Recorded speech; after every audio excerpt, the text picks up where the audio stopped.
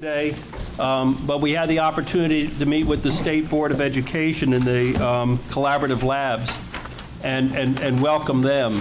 I do want to say, and it's, were you able to see it here? Was it transmitted in here?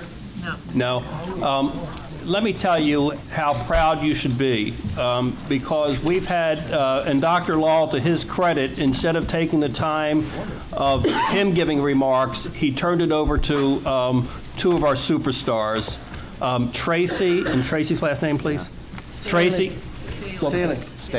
Staley, who is the Teacher of the Year from Pinellas County, who's an alum of our fine Department of Education here at St. Petersburg College. And now one of the 5 finalists for statewide recognition. And you just heard what Dr. Law said, one of the 5 finalists for statewide recognition as Teacher of the Year. But she credits, in her speech, she credits the education she received here at St. Petersburg College and the mentorship of the faculty members who took an interest in her with what she's been able to achieve in four short years as a teacher to be recognized as Teacher of the Year. It was really heartwarming to hear her remarks, and I had a chance to meet her before, and just incredible. Terry, did you want to add anything there? I couldn't add anything more than what you said, Ken. I think I'd like to parade them all over the state. Just incredible. And then we heard from Spencer. Spencer, who many of you, all of you know. And if you don't, shame on you, because he's going to be famous and probably win a Nobel Prize in science down the road. But Spencer is just one of the most impressive people, not students, people you would ever want to meet. He's overcome adversity in his life with his health problems. And has brought so much credit to St. Petersburg College and will continue to bring us credit. Again, he attributes his success as a student to the faculty here at St. Petersburg College. And so today's a good day to be talking about faculty. I have some issues in recognizing faculty later on the program. But Spencer was just, again, so amazing. He has been accepted to NYU. He has been accepted to Georgetown. He has been accepted to UCLA. He has been accepted to Cornell. His top choice is still, and he's waiting to hear from them, Johns Hopkins in Baltimore. But, I mean, what an incredible story he is. Dick, did you want to add anything about our star student, Spencer? No, just that we're all proud that our faculty can produce the quality of students that was represented there this morning and before us. Yeah, there we go. Oh, there it is.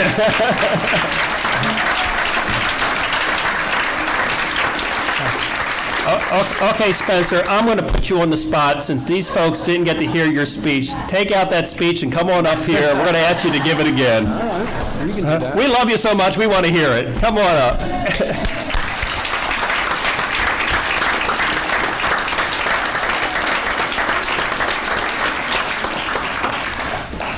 I'm sorry you have to hear this again. No, that was the practice one there. This is the real one. Okay. I'll skip thank you for that introduction, Dr. Let's see where I should start. Okay. When I first heard of SPC 3 years ago, I was initially drawn to the school when I received a letter in the mail stating that I had won the Presidential Scholarship, which was an award that covered the first 2 years of tuition costs. I did not originally have my eyes set on attending SPC or any other community college, but it wasn't until I realized that health issues I'd been dealing with since early childhood would prohibit me from leaving to university that I realized SPC would become my chosen institution of study. Today, though, I strongly believe in the education I have received here. For me, the Honors College and its faculty in specific have truly made my time at the college as successful and rewarding as it's been. Honors education allowed me to enjoy an interdisciplinary learning environment that focused on undergraduate research, expansion of my intellectual curiosity, and involvement in civic and social engagement, all of which are aspects of learning fostered at SPC. Honors courses have not only enriched my learning of the subject matter, but have led to independent research projects that have allowed me, for example, to work one-on-one with faculty here who engage in biomedical research at the VA hospital. This research experience led me to become accepted for a highly competitive summer neuroimmunology internship at USF's College of Medicine, which led to my co-authorship of a research study published in a peer-reviewed medical journal this February. Additionally, I was selected to present a research project of mine on the plausibility of environmental toxicity and the pathogenesis of familial autism at the National Collegiate Honors Council Research Conference last winter in Kansas City, the largest and most prestigious gathering of college and university honors programs across the country. This was an amazing experience for me as an undergraduate student, and all started because I had a remarkable professor who worked closely with me over a semester helping to develop my abstract for my honors thesis credit. These types of research experiences are not uncommon at St. Petersburg College and occur because of the close-knit learning environment which permeates the college community. I strongly believe that my undergraduate encounter at a huge research university would have been markedly different, where I would have been just a lowly 8-digit number in a sea of 25,000 students. St. Petersburg College encourages students to explore their academic dreams to make them unique and well-rounded. The college does so by allowing students like myself the opportunity to learn amongst a distinguished faculty, enroll in a diverse offering of courses, and create concrete passions from their students' goals and aspirations. As I look to the future, I can say without a doubt that I am a more dedicated student, have a more inquisitive mind, and see my professional future more clearly because I am an SPC alum. I have been accepted to programs at several top research universities across the country, as Mr. Burke mentioned, such as the Department of Biochemistry and Molecular Biology at NYU and the Department of Nutritional Biochemistry at Cornell University. I have my eyes set on Johns Hopkins, and I'm still waiting to hear from them, although if that doesn't work, I might just have to settle for the Ivy League like Cornell. Isaac Newton said it best when in 1676 he stated, "If I have seen further, it is only by standing on the shoulders of giants." My faculty are my true giants, and SPC has provided a superb learning environment with which to realize my academic passions. To Dr. Law and our Board of Trustees, I'd just like to thank you for making accessible and available all of these opportunities which have enriched my time here at the college and catapulted my future in academia. Thank you.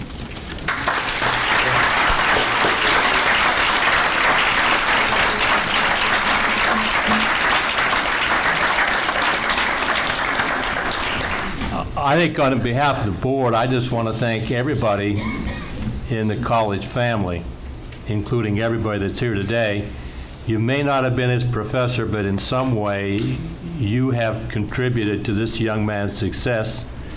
And with his success comes this great recognition to our institution. And so everybody here, in all facets, and including the total faculty, even though they may not have touched his life directly, have all touched it indirectly. And we couldn't be more prouder as a board to have a graduate of this nature and alumnus that's going on to bigger and better things, and who knows what's going to constrain him from going all the way to wherever his goals are set. And so I just want to thank everybody at this institution for what they've done to produce students like that, and I'm sure there are others like him out there. Him and hers. Thank you, Dick. Very well said. And, we want to student focus each one of our board meetings, and this certainly achieved that. And hearing your remarks a second time, Spencer, I enjoyed them even more the second time. So thank you for being with us, and thank you for making us proud, and thank you, Tracy, to our Teacher of the Year. Tracy's going to spend the day at Gibbs and also working with some of our students. So we have her talent on loan all day and interacting with our students. A great opportunity. Kay, thank you for working that out, and everybody who made it Wonderful. work. Okay. Would you all please stand? Trustee Terry Brett has been kind enough to offer the prayer for today's meeting, and then we'll have the pledge to the flag.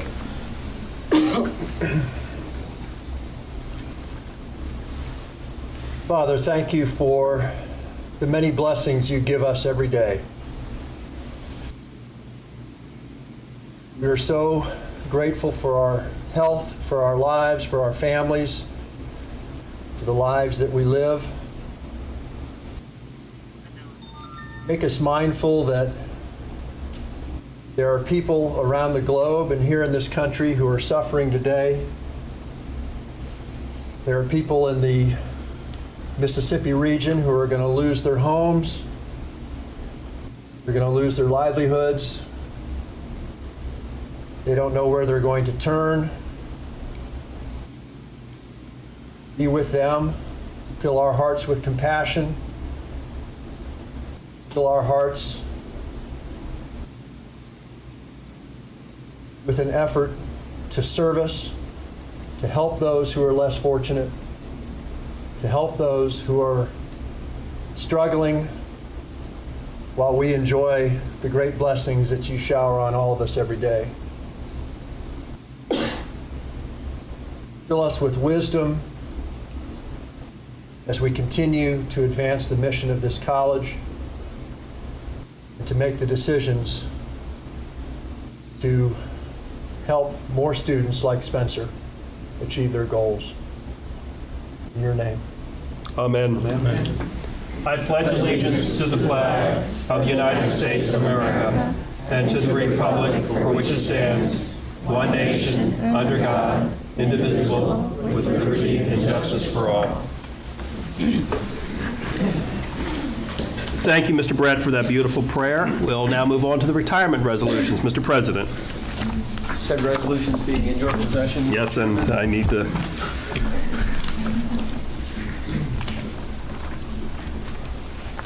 Put that one on together.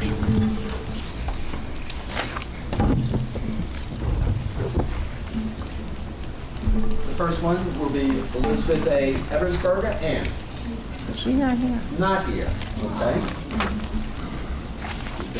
Mr. Chair, while he's preparing for the second one, I just want Dr. Law to know that the second retirement is not really a retirement. She's coming back one day, hopefully, Ms. Griffin. We'll have her back one day. We're getting to that. I'm even holding her retirement resolution up here. Doesn't really happen if that's the case. Somebody needs to make sure I'm turned on.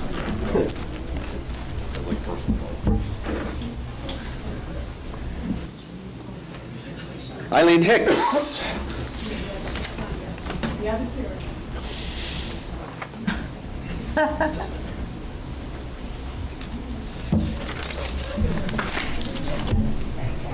Israel Nieves. Izzy. Hey, he's here. There he is. Okay.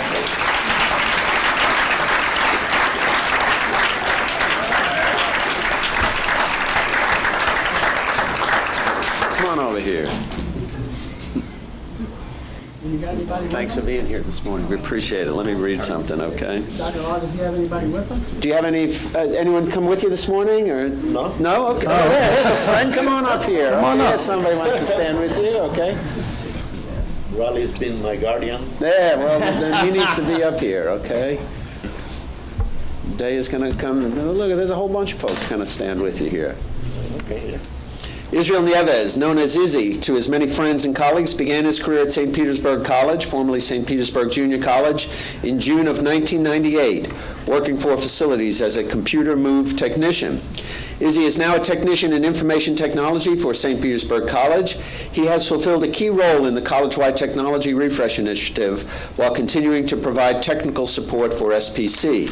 And whereas Izzy's former supervisor and co-worker states, "We'll all miss the intriguing stories and encounters with alligators Izzy has shared over the years." And whereas Izzy is described by another former supervisor as always steady, never rattled when under pressure, and always dependable to get the job done. And whereas Izzy is a true believer in higher education. Through his educational journey, he has studied the fields of electrical and civil engineering. More recently, he has been a student in the technology management program, where he is just shy of completing his degree. And whereas Izzy, please remember that retirement is just one door closing to the opening of a new door. Spend time with your grandchildren, teach them to catch alligators, and remember the best is yet to come. And whereas Izzy is known by his co-workers as dependable, funny, and honest, we wish him happy happiness in his retirement and hope he doesn't become a stranger to his friends here at SPC. Now therefore be it resolved that St. Petersburg College Board of Trustees and the total college community hereby recognize and appreciate the outstanding contributions of Israel Nieves and extend to him our best wishes for enjoyment through the years ahead. Said resolution adopted and approved this 17th day of May 2011. Thank you.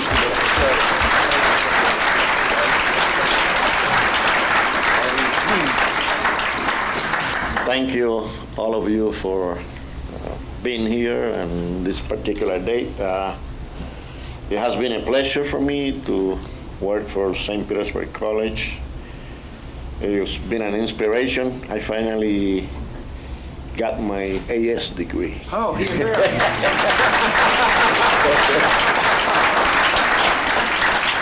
I was telling Doug yesterday that I have college credits to have 2 PhDs.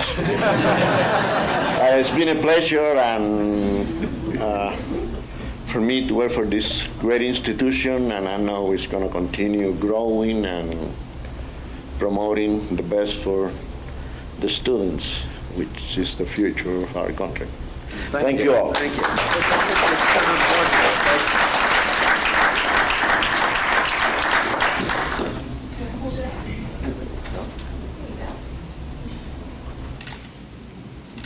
Thank you. That's nice. Thanks very much. For this next one, I would ask the whole board to join us up here, please. I guess I got you. Kathleen Griffin.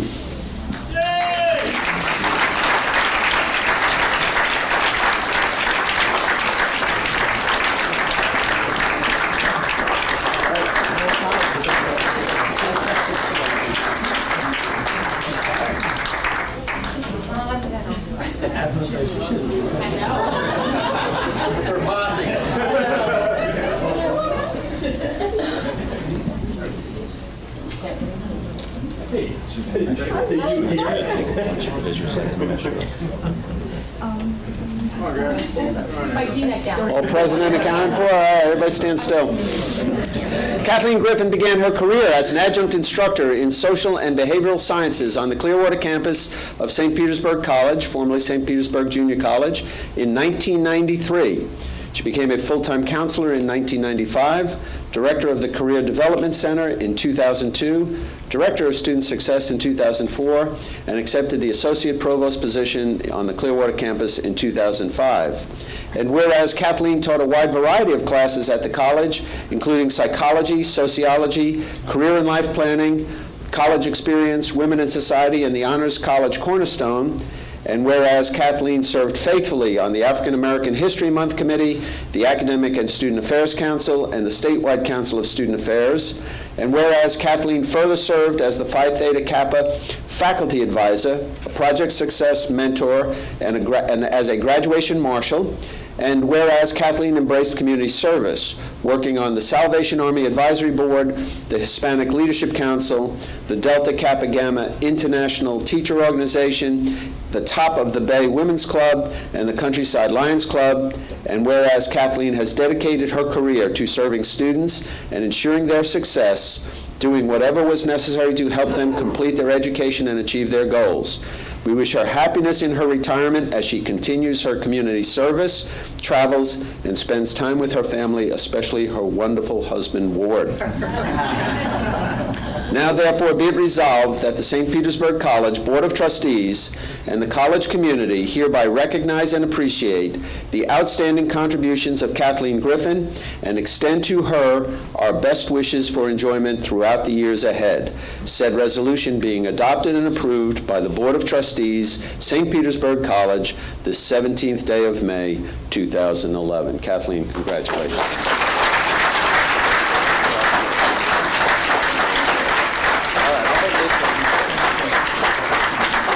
Should never give an extrovert a microphone. But those of you who are old enough to remember Howdy Doody, you know I have my peanut gallery here, and thank you.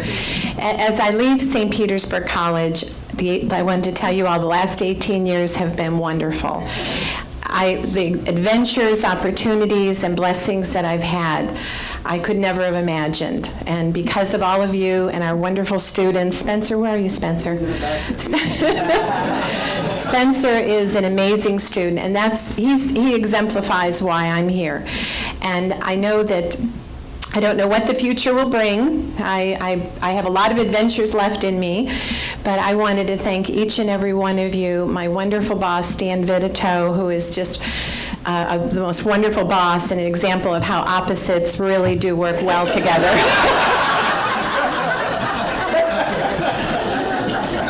And I just want to thank you, Stan. I've grown so much, and we've had so much fun. And this wonderful group, and Tanja, my wonderful staff, and Linda, Chang, boy, amazing. And my wonderful husband, we met 43 years ago as freshmen at St. Petersburg Junior College. Yes, and we've been going strong for 43 years, and I'm gonna miss all the love notes he writes to me. Yes, and my son Michael Griffin is here. He's very happy that we met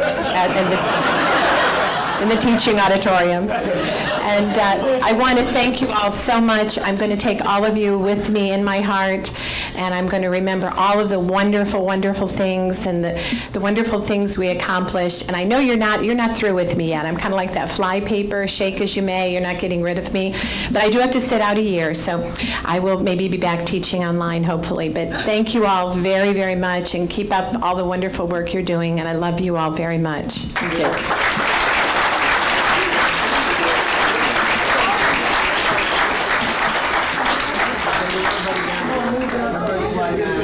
Kathleen, here in the front case, you can read the position. You can tell us how you want to.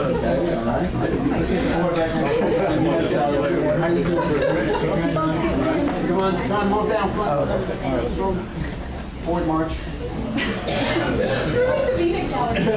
Anybody remember how you do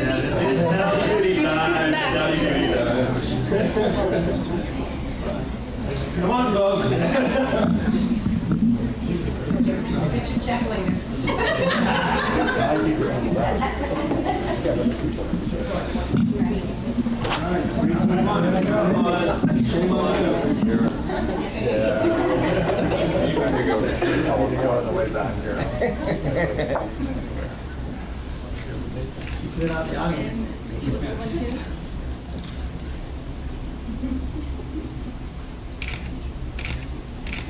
There's no way you're going to take a break.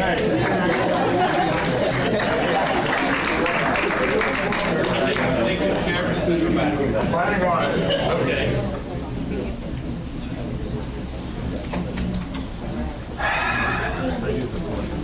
Good.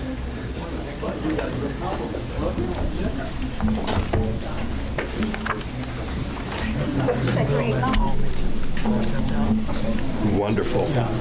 Wonderful. Wonderful.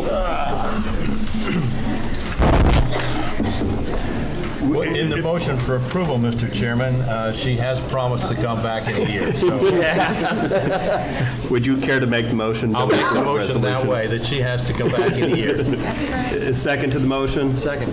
Motion's been made and seconded. All in favor signify by saying aye. Aye. Motion carries. And I wish all the retirees the most success and good fortune, good health, and good happiness. Kathleen, a little bit of the college retires with you. I mean, you're a big part of this college, and we love you. Recognition announcements, Mr. President. Are there any other items? I'll say my stuff later. Okay. Comments? The only items I want to report on as board chair is I had the wonderful fortune, along with our president, to represent the board at the St. Pete Collegiate High School graduation. And how many, 70-some graduates? 78. 78 graduates, not that you don't know. Exactly. 78 graduates made us very proud. Wonderful graduation ceremony held at the Palladium. nearly full auditorium to watch the graduates. It was a very nice ceremony. Each graduate got to have a little talk, which was comments made as part of it. It was just very, very well done. It's the first opportunity I've had to attend to St. Pete Collegiate High School. I appreciate the invitation. And it was just a very, very nice tribute to all the faculty members and all the people involved with our St. Pete Collegiate High School. So, Starla Metz, great job there. We appreciate your leadership there. The next day was our St. Petersburg College graduation at Tropicana Field. Kim, once again, I want to thank you for the outstanding job you did in coordinating graduation. You have it down to exact science. You do a magnificent job, and it's appreciated. Excellent graduation. I think our biggest class, is that correct to say, Dr. Law? Yeah, people tell me by far the largest, certainly walking across the stage, 1,070. Wow. 1,070 graduates, well prepared for their next step in life. So that I want to thank Mr. Brett for being there, Mr. Gibbons for being there, representing the board, Mr. Lang for being there to help us with the awarding of the diplomas and degrees. Get that right. And I do want to point out that for the first time ever, the Apollo Award for the outstanding sophomore graduating went actually to one of our St. Pete Collegiate High School students. Wow. And she was the valedictorian of the high school. So that's a first there for St. Petersburg College and the Collegiate High School. I like the guy who wanted to be the chairman of the Federal Reserve. Yes.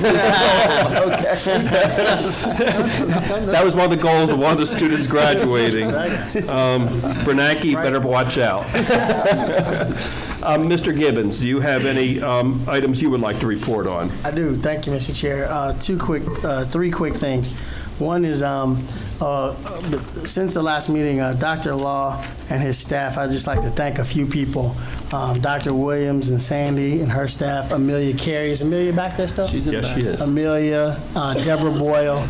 Dr. Law invited the ministers in our community to come have dinner with him, an evening with Dr. Law. I think we had some 40 ministers from throughout the county. It went very well. And I think that we had a huge response. I've had a huge response from all the ministers saying we've never reached out to them in that way ever before, and they were very ecstatic. And I think the message was very clear. The message was that we're here, we're open, and if you have issues and we need to help students, or there's anything that you need to know about the college, don't hesitate to call the president. And he opened the college. We had it here in the epicenter. And it was a great time. It was a great meeting. So that went very, very well. And I seriously want to thank Amelia, Deborah, and Dr. Williams and her staff for helping us put that together. But thank you, Mr. Gibbons, for making that happen. That wouldn't have been made possible without you contacting those ministers, going around to the various churches and making that happen. Listen, the president wanted to do it, and we try to make it be successful. Thank you. So, yes, sir. Graduation, again, was a huge success. I thought it was phenomenal, and I was very ecstatic to see the St. Petersburg Collegiate High School students win that award, the Apollo Award. That was great.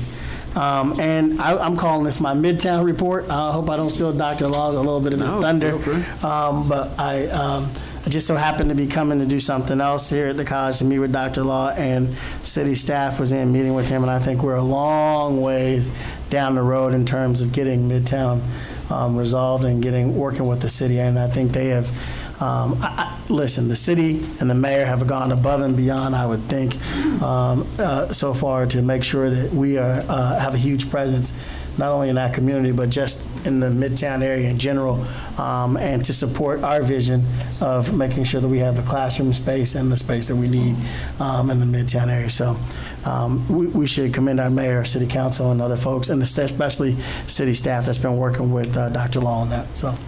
Thank you, Mr. Gibbons, again, for your contributions there. And I know as later on in the board agenda, we're going to have a report on those two action items on our part that relate to the Midtown Center. But I want to thank you for your being such a good catalyst there and helping us move along there. Yes. Mr. Johnston. I really have no comments that I can make that would be effective to the board. Mr. Brett. My only comment is, again, to echo Ken's comments on graduation.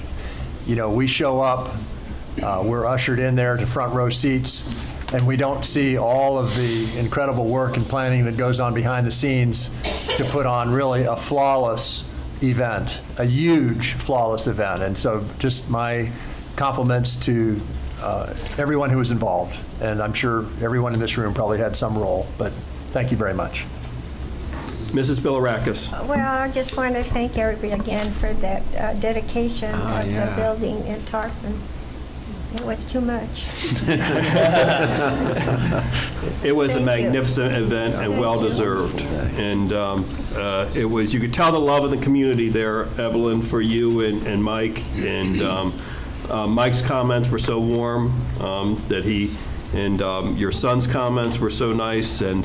And you certainly can't miss the name on that building. Thank you. Good job, signage, folks. I like to see it where you can see it from the street, and it looks great and very appropriate. My granddaughter is named after me. Said, "Ma, I'm embarrassed." Not embarrassed, proud. She's 13.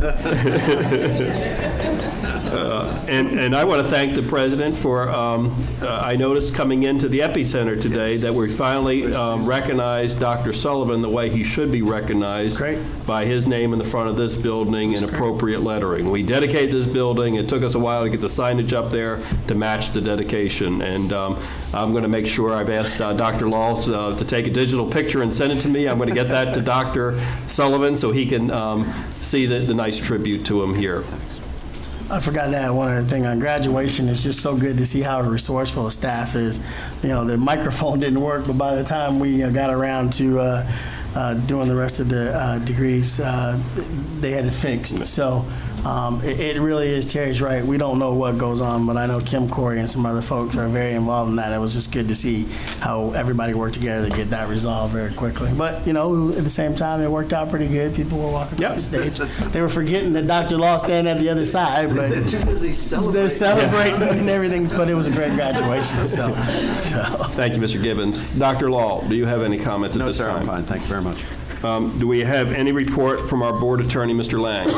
Minutes. Oh, minutes, I'm sorry. Let me get back, because Mr. Brett's keeping me on track here. Thank you.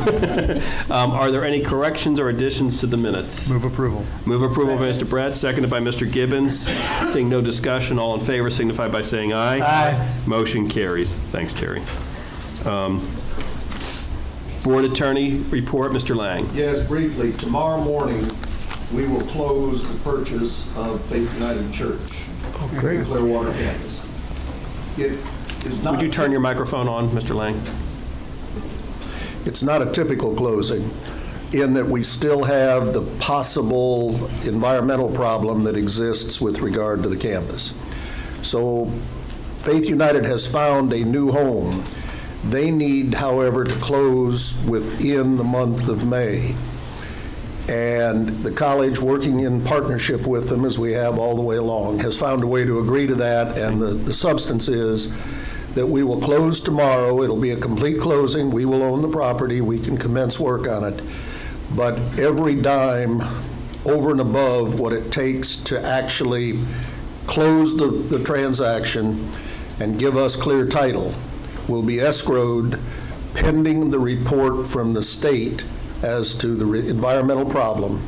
That'll be over $500,000. And we don't anticipate that the cost will be anywhere near that, but that it will be there.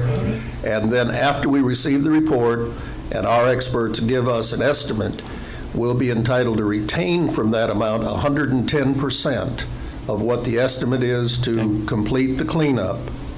And then they'll be entitled to get the balance distributed to them.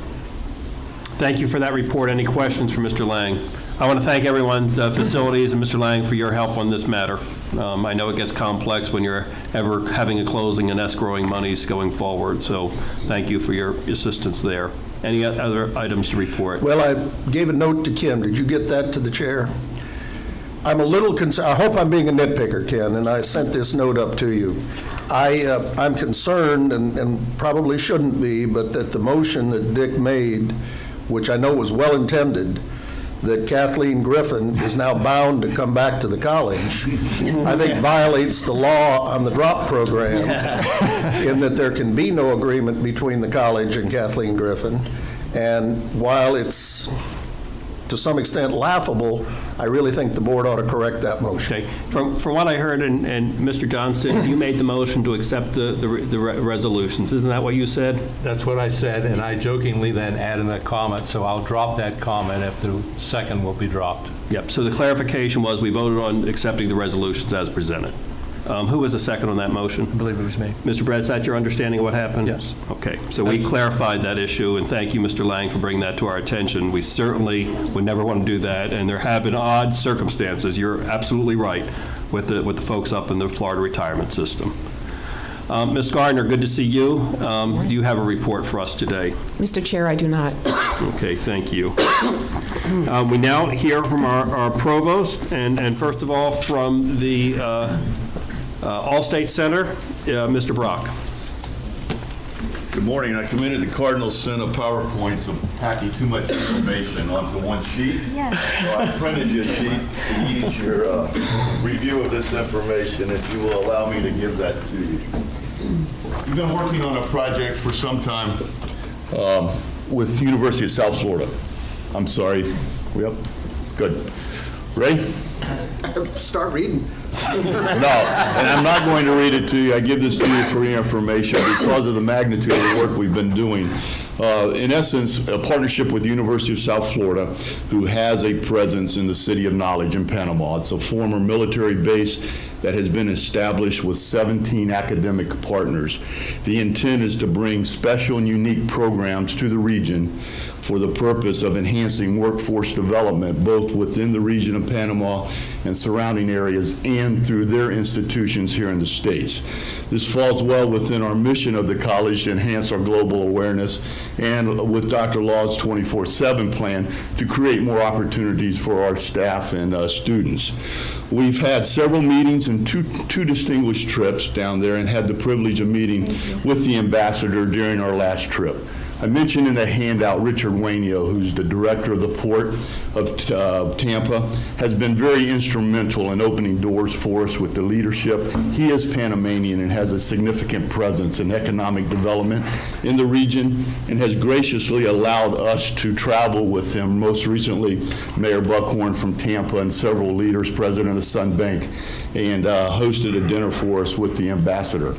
Bottom line is that we are at the point now of going forward with the agreement with the University of South Florida, which is going to allow us to utilize their facilities with no capital investment on our part, to see if there is, in fact, an opportunity to have a significant presence of our public safety programs within the City of Knowledge, which no such program exists. Not only will this allow us, obviously, to distribute information, training, and education to the region, but will give us an enormous platform to exchange our academic faculty, staff, and students down to the City of Knowledge, which is a central part of their theme within the region of the City of Knowledge. We are at the point I forwarded yesterday for Dr. Law's approval, a request for contract through General Counsel's office, which will be a generic request to pursue opportunities of mutual academic interest. Those specifics will be defined as we go forward with the project, and we are hoping to deliver the first iteration of training within 2 to 3 months. We had hoped to do it sooner, but we have an opportunity to have the head of the National Police vet the students who will be attending the first sequence of training, which we think will be very beneficial. So we're going to pause a bit, create that relationship with them so they are sending the appropriate first-time students, hopefully will be decision makers within their respective agencies. At the same time, we continue to seek access to Department of state funding. We have done work in El Salvador, Guatemala, as you know, and there are some opportunities working with Congressman Young's endorsement to seek some specific funds that can be utilized outside of the country. So we have several initiatives in this, and again, I apologize for the volume of information, but I wanted to give you a breadth of a frame of reference, if you would, of what we have been doing in the last few months, and as this moves forward, we will do it very systematically and in increments so that we're very cautious to fall within the college's mission as well as meet the needs of our students and staff. Any question? Nice report, J.C. Mr. Brock, any questions? Seeing none, thank you. Thank you. Dr. Carney and Comfort Lead, wonderful job in hosting us in the Tarpon campus last board meeting and for the event itself. Thank you so much for all the work you put into that. Thank you, Mr. Chairman. Good morning, Mr. Chairman and members of the board and Mr. President and colleagues here.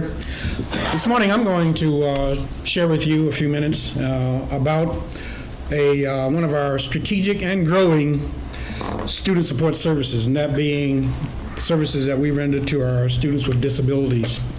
And I got to tell you that this particular student support service is literally near and dear to me because it's coordinated from the area of the campus that I'm in, the same building, so I get to see the staff on a day-to-day basis. I get to see the students, and I've met with many of the students and their parents. And on a personal note, I do have a granddaughter that is a beneficiary of these same services in the K-12 system. She has ADHD, and she's doing quite well with the support of these services. The mission of the disability resources at our campus is to meet the needs of the students with disabilities, and to help them complete their academic goals. In addition to that, this function on our campus and throughout the college, this function exists throughout the college, not just on the Tarpon Springs campus, but to provide the leadership that we need to comply with all of the ADA laws, amendments thereto, and related state statutes. In keeping with that mission, you see there on the chart the services that are rendered, the accommodations that are provided for our students to help them achieve their academic success, extra test time, note takers, quiet rooms or private rooms, sign language interpreters, and all kinds of accommodations that are provided to help our students to be successful, that you can see there. The staffing is, we have one counselor learning specialist, and that is really the catalyst to delivery of these services, because that counselor is the one that review the ADA qualified documents that come from professionals like psychologists and psychiatrists and medical doctors and audiologists and what have you. And in that process, determine what specific accommodations that our students may need. And a accommodation sheet is created for each one of our students, along with a letter to the faculty, encouraging the faculty and explaining to the faculty the need to meet with the students individually and to understand on a mutual basis how these accommodations are to be carried out. On our campus, we're very fortunate to have a Miss Barbara Thompson, who's been doing this type of work for 26 years, here at our college for 16 years, and in the state of New Jersey, working with students with disability for an additional 10 years. And so we also have tutors on staff. These are 3 part-time students, 10 hours per week, who focus on communications, math, reading, and that sort of a thing. This is in addition to the tutors that we talked about a couple of months ago in our Learning Support Center. They do work as a team with our Learning Support Center, but these tutors are specific to the students with disabilities. We have 25 volunteers, largely students that are in the classroom who are note takers for our students. And many of those are PTKs, Capians, that get their service component of their the commitment to the PTK. As shown in the bottom of the slide, we've seen a continuous growth in these students, college-wide as well as on our campus. Over that 4-year period, that's about a 40% growth for the college, and in our case is slightly less than 40%, but we have seen growth. I think that's due primarily to the growth in general enrollment, but also due to the robust availability of these services in the high school system. So we got a pipeline coming from the high schools with students with these disabilities. The picture that you see there is a success story of one of our students. That's Nicole Schuler. She graduated from our program on Tarpon Springs campus with an AA degree with honors and also a BS in exceptional education. And there she's teaching a class at the Ridgewood High School, a mixed class of students with disabilities and with mainstream class students. So Nicole had severe cerebral palsy, but did not let that interfere with her goals of completing her degree and her passion of teaching other students like her. I would like to close with a quote from one of our pamphlets. This pamphlet here called college students with learning disabilities. And I think there's a quote that summarizes it quite well. It says, college students with learning disabilities are typically intelligent, they're talented, and they're motivated. When provided with reasonable and appropriate accommodations, these students with learning disabilities can be successful in college as well as beyond college. So, Mr. Chairman, that's my report for today. I'll be happy to answer any questions on disability resources. Dr. Carney, I was touched at the Women on the Way program by one of the featured students who shared with us her disability. I think it was partial blindness, not total blindness, is that right? And when she spoke, she said, when I first came here, I wanted to hide my disability, and she was not successful. She failed as a result of that. And then when she came back her second time, she says, I'm going to fess up to it more so I get the necessary accommodation. So I guess my question is, obviously when you have a story like that touches your heart at those types of events, it's like, how does a student know to make the contact? How do we let a student, our incoming students, know that where to report this? How is it done in a dignified manner, which I'm sure it is, but how do we, prevent what happened with a student like that? Maybe we can't prevent it, but how do we help to prevent something like that from happening again? The way we get the word out to our students, there are many ways we get the word out, but one of the ways is that we have contact with the high schools. In the high school, there are counterparts to our counselors and learning support specialists. We send correspondence to them. We actually have on each one of our campuses an open house where we invite students from high school. We have a very robust website, and we covered in our new student orientation. I was very glad to see last week in our face-to-face mandatory orientation, there was a nice brochure in that for new students regarding these types of services. In the high schools, the basis of the law for disability resources is different than it is at the college level, because in the high schools, they're under a law called IDEA, Individualized Students with Disability Education Act. And the onus is on the high school staff to reach out to the students. But when they come into the college, we're under the ADA. And what we teach our students is self-advocacy and self-responsibility, to have them come forward and share with us their disabilities and bring their papers and what have you. So we start shifting the responsibility to the students, and I think the case that you point out is a good one, and that's what we try to overcome, not to hide it, but to take advantage of the services we have when we have some good services for them. Is there any space, and I'm not even sure if it's proper, I certainly don't, I'm not an expert in this area at all, is there a space in our application form for entrance into our college where a student can self-identify if they need assistance in this area? I'm not sure I can answer that question. Is it? I don't think that... I think that it's not legal for us to put that there unless we make it optional, so that students are not, or don't feel threatened that they won't be accepted to a specific program or something like that. I would just appreciate y'all looking into any mechanism, that can help self-identify and a student get that necessary help. Any other questions for Dr. Carney on this topic? Thank you so much for being with us today. Thank you. Dr. Oliver from the Seminole campus. Thank you, Mr. Chairman, members of the board, Mr. President, colleagues. While most of our students take the Associate in Arts degree, we're very proud of our Associate in Science workforce degrees. One such degree at the Seminole campus is Digital Arts or Digital Media. And the numbers you see, the 6 numbers, are the steady growth of that program over the past 6 years. Been growing every year. There are 5 tracks in the program. You can read them: media production, video game foundations, graphic design, and interactive web. And many students take courses in all of them to round out their curriculum. In addition, we have, in addition to the excellent academic program, we have activities for students, club, of the Wave Club, and a signature event called the Semis, which is the Seminole Emmy Awards. that's held every year to showcase student excellence in this field. 2 years ago, a young lady by the name of Blair Skinner won the award for Best Direction. And I know that the members of the board get invited to a lot of different events, and you can't attend them all. So we're going to relive the moment where Blair won that award right now. And the semi for Best Direction goes to Blair Skinner for Three's a Crowd.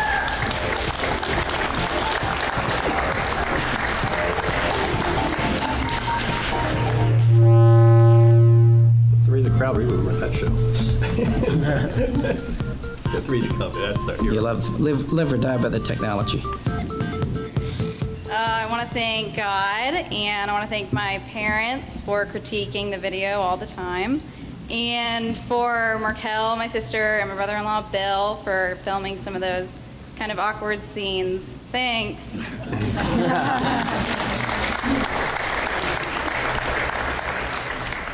And now a clip from Three's a Crowd.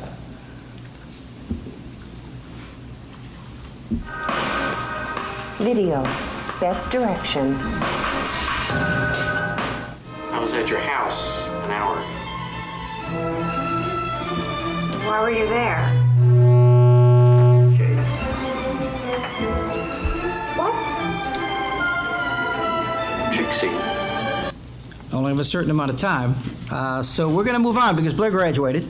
And she went out to Los Angeles to pursue her dream as a filmmaker. We were fortunate that she was able to send us a trailer from her new film that she's just starting now. We're going to look at a couple of minutes of that. You'll see the production quality has increased. You would be willing to give up your current afterlife to heaven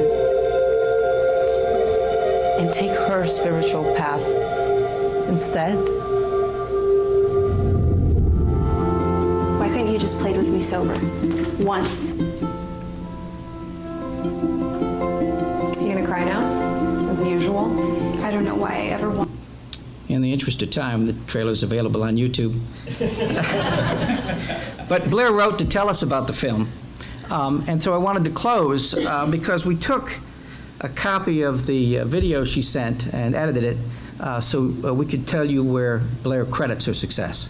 Hi, I'm Blair Skinner. I graduated from SPC when I was 18 years old, 2 years ago, with my AA degree focusing in digital arts and video production. I'm now currently pursuing my career as a filmmaker in Los Angeles, California. I think anybody who's starting out or has been in the video production world for a while now will really benefit from these digital arts courses. Those classes really teach you the fundamentals of how to work in the entertainment industry. So the script that I wrote in class, I am actually turning into a short film here in Los Angeles, California, and I'll start shooting next weekend, actually. Every time I think about how I got out here, SPC is in one of those stories. So I'm very grateful and indebted to SPC. I totally recommend SPC's digital arts program. It'll get you to LA if you want. SPC is in every one of those stories, and how many times have we heard that from so many students? I'd like to recognize Professor Delinda Keefe, who is the lead instructor for the digital arts program. I'd like to ask her to stand and be recognized for what she's been able to do in excellent work in that program. Members of Parliament.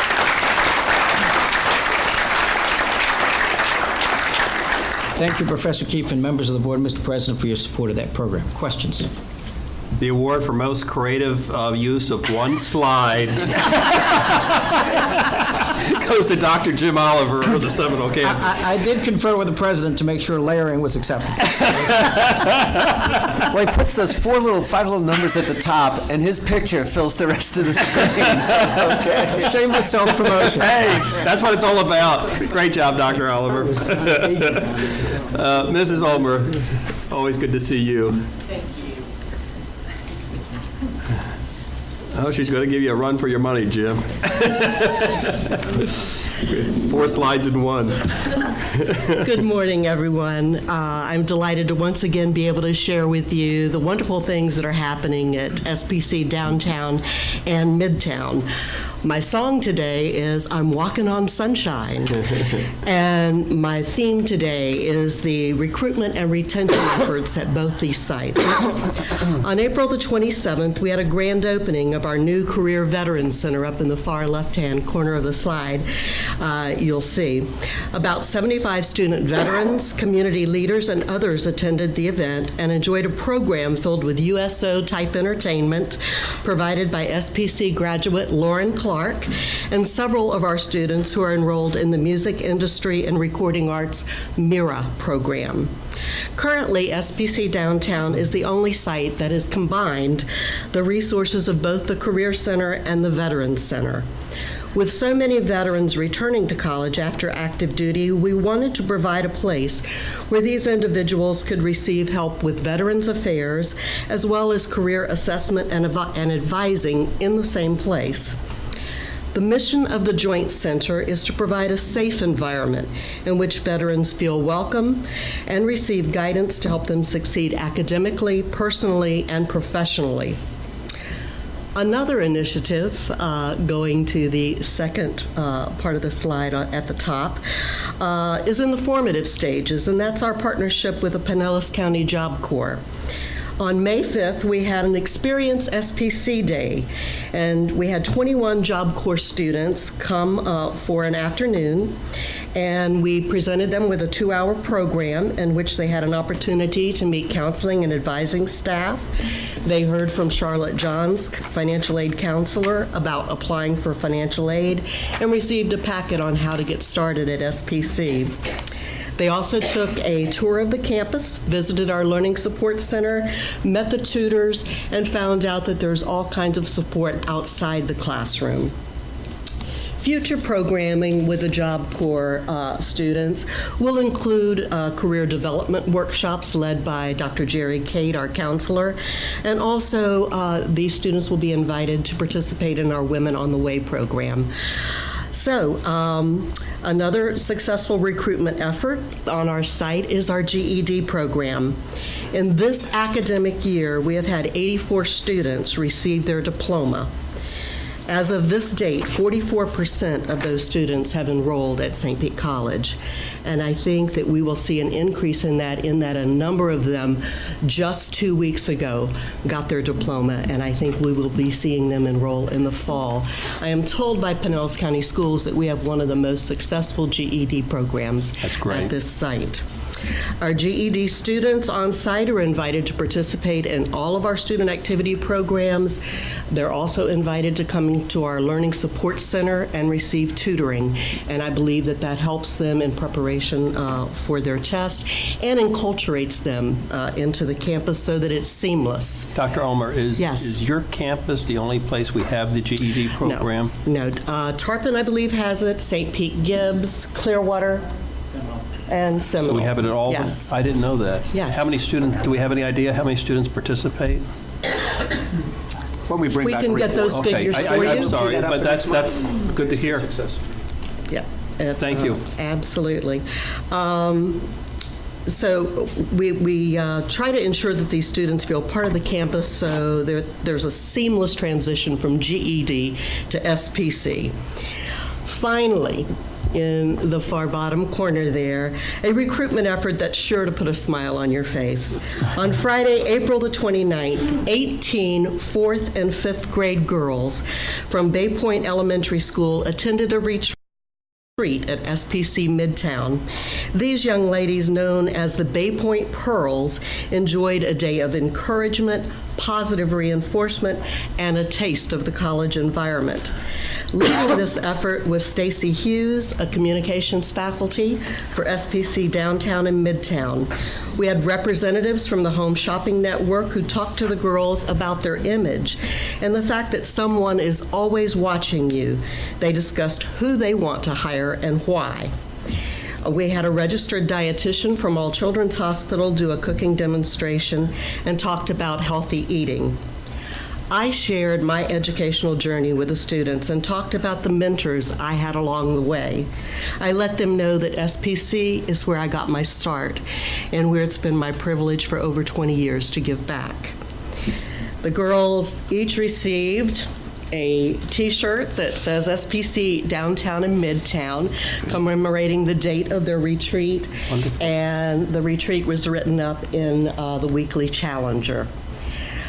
Whether it's reaching out to our veterans, Job Corps students, GED graduates, or elementary school children, SPC is engaged in recruitment and retention efforts to better the lives of the people in our community. Thank you. Thank you for an excellent report. Any questions for Mrs. Ulmer? Mr. Chair, just a comment. Dr. Law said he would be bringing a report about the GED program next month. Yeah, that'd be great. And could you also, Dr. Law, tell us how our GED program students compare to the high school seniors that come in? We'll be happy to do that. Are they in remediation, that kind of stuff? That'd be great to know. Happy to do that. Also, the demographics. I'd be interested in the demographics exactly. of that student. How far? I didn't even know how do we get funded for that? Is that a competition with the school board? In fact, that's one of the problems. It comes from a different stream from the state, and there's a carve-outs and competition. It's not I think that's a good education workshop for the board, because this is, unless some of you may know more about it, but I know very little about it. I'm with everybody else. I know nothing about it, and I'd love to see what the follow-up is. If they get their GEDs, how well do they do going on to an AA or possibly a bachelor program?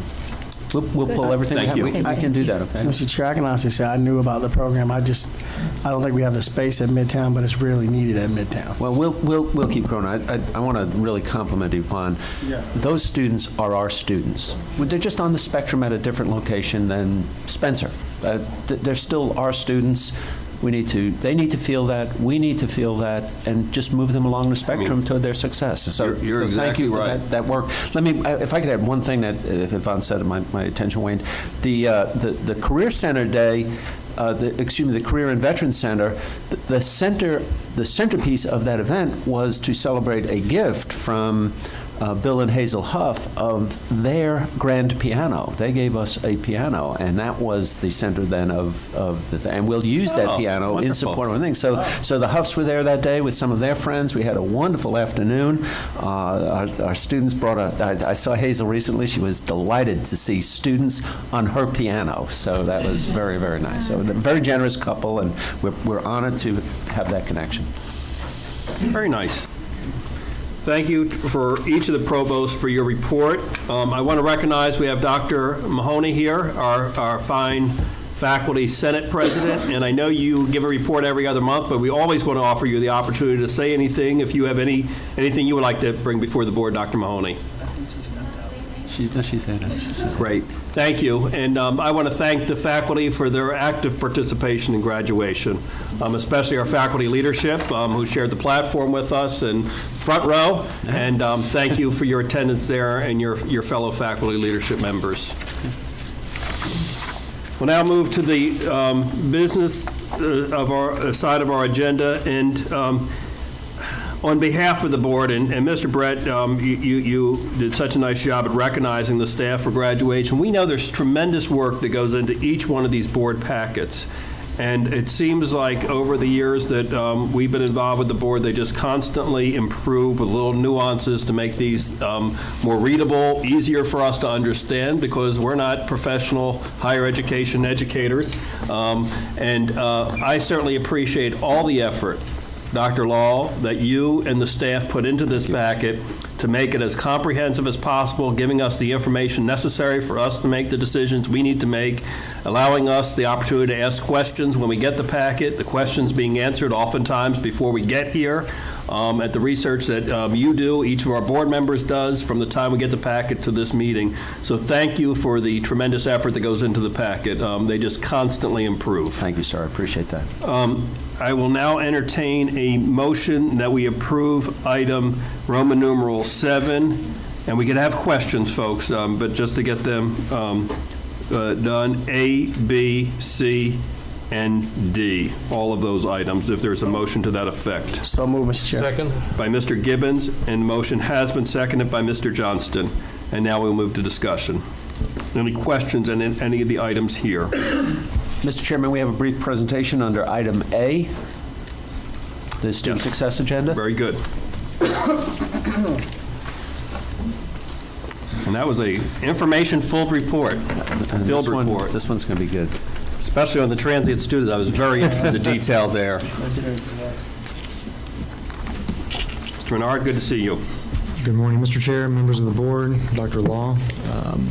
You should have a revised packet presentation in front of you. Was that disseminated this morning? You got one in your packet on Friday, but yes, there it is. Oh, yeah, I was going to say 9. This one reflects numbers as of yesterday morning, which was the start of our summer term. So as we go through this, please let me know if you have questions. Thank you, Dick. Dr. Law wanted you to see a year-over-year comparison of our student semester hours, also known as our credit hours. So this reflects 2009, 2010 compared to 2010, 2011 data. As you can see, overall total, we had an 8.2% increase in our student semester hours for the year. Most of that, a large percent of growth in our online enrollment.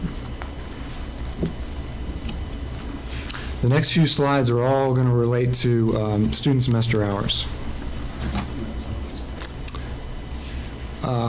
This reflects fall 2010, spring 11, summer 11, and compares the proportion of online versus on-campus enrollment. And we thought it was interesting to display this to you because you can see for fall and spring, our online enrollment represents roughly a third of our total enrollment. But for summer, it's 52% of our enrollment. Do you attribute that to the transient students partially? Partially to the transient students, yes. And you'll see that later on. Those would be those students from Florida State who can't make it through, right? They come Well, home the for facts summer. will be otherwise, I think, okay? Did you see which school offered the most? Well, we have seen an increase in our online enrollment. We thought it would be important. Could the minutes please strike that comment from Sorry. We thought it would be important for you to see how online is represented as a percent of the total. It's still less than 11% of our total. Lower and upper. Pardon? I'm sorry, this is lower and upper, okay? I think you misspoke. I did misspeak. I'm sorry. Sorry. Thank you for catching that. Our upper division enrollment is still less than 11%. A question from your previous report, you've gone down about 3,000 students. Is there something special about why it went down, or? The data that I presented on Friday was as of midday Tuesday. On Tuesday night, we had our drop for non-payment process. So these numbers reflect as of Sunday night. So you had a drop of about 3,000 students, which is about, what, 2% or something? What was the number that was in the packet on Friday? 616,580, and now you got 614,198. Are you? That's just the in and out of the daily enrollment up and down, Mr. Johnston. There's no pattern to that. That's simply drops for non-payment before the first day of class and then students re-enrolling. I looked this morning and we were way up again this morning. So that's just the intraday kind Okay, of that's shift. not particularly It's not a pattern. A drop? No. All right, this next slide shows SSH by lower division and upper division and breaks it up between online and on campus. For the purpose of this presentation, any kind of a hybrid instructional modality where half the class is online and half is face-to-face is considered to be an on-campus enrollment. And what's interesting here is that in the lower division, our online represents about a third, but in our upper division, our online represents 2/3. Does this correlate then to the fact that we may not need as many classrooms in the lower division? Well, lower division, again, it's 2/3 on campus and 1/3 online. Well, excuse me, I just reversed it around. I mean, does that mean that, because you're saying the upper division is a lot more online than the lower division? I think certainly as we do campus planning, we need to be cognizant of these ratios as we look at developing new programs. But if you go back to the first slide, the online is growing at twice the rate of the on-campus. So, Mr. Johnson, I think you're absolutely right. The trajectory for seats on campus is a lower trajectory as it shifts up to the online mode. That's not surprising, but we need to be mindful of that in our mind. But we've been taking this into account. Yeah. That's why we're building more of these types of collaborative labs type of things, and we're student-centered places where they can go and share with other students. You know, even though they're online, they're still visiting the campus. For 6% on campus is still a very respectable growth. I mean, that's a challenge to make sure everybody's got a seat for what they need there. Right, but it's clear that the direction is online. I mean, And that means that we're going to have to do more of keeping up to date on our online production of classes and the technology that goes with it. and the support systems and all those sorts of things. We've got it teed up, but yes, the trend is we're on the right support curve too, I should say. Okay, the next few slides, we're going to talk about summer head count enrollment. You can see total head count, we have 18,923 in the seat as of yesterday morning. That's a 5.8% increase. This morning's report was at 7, I think it was 7.0. So that's typically, you know, we do the presentation and we plunk the most recent numbers in to do it, and the interdate is up and down. This breaks out those students by their degree objective, modest increase in our AA students, 6% growth in workforce, 17% growth in baccalaureate, and a 3% increase in undeclared. And we'll focus on all those students. Those undeclared students are as follows. The 1378, those are students who have basically said they want to come for enrichment purposes. They want to come and take a course with us. Transient students, over 1,000 transient students. And we're going to talk about that more in detail in a moment. Pending, those are students who have, when they applied recently, they said they want to be a degree-seeking student. They're just in a pending status that they need to do some things before they're actually going to be a degree-seeking student. Dual enrolled, and you can see the list. What is a typical workforce student? Associate in Science, the digital arts student that Dr. Oliver just referenced. All allied health. All the allied health students. Those are workforce. AS, all the credit-seeking certificate students that we have that are typically 24 credit hours or less. IT programs, anything in the law enforcement, safety and security. So again, those where students leave directly for jobs. Dr. Bernard, help me with a student who is, and I know you're going to get into where they come from, but how do the students go about registering who are full-time, as Deveron pointed out, University of Florida? They want to take a summer course here at our college. How's that process work, and do you feel we've made it as easy as we need it to be for students to be able to take these courses? At a high level, or without going into a great level of detail, there's an organization called facts.org, and there is a transient form, an online transient form on facts.org. Is that part of our website? Statewide. It's a statewide website.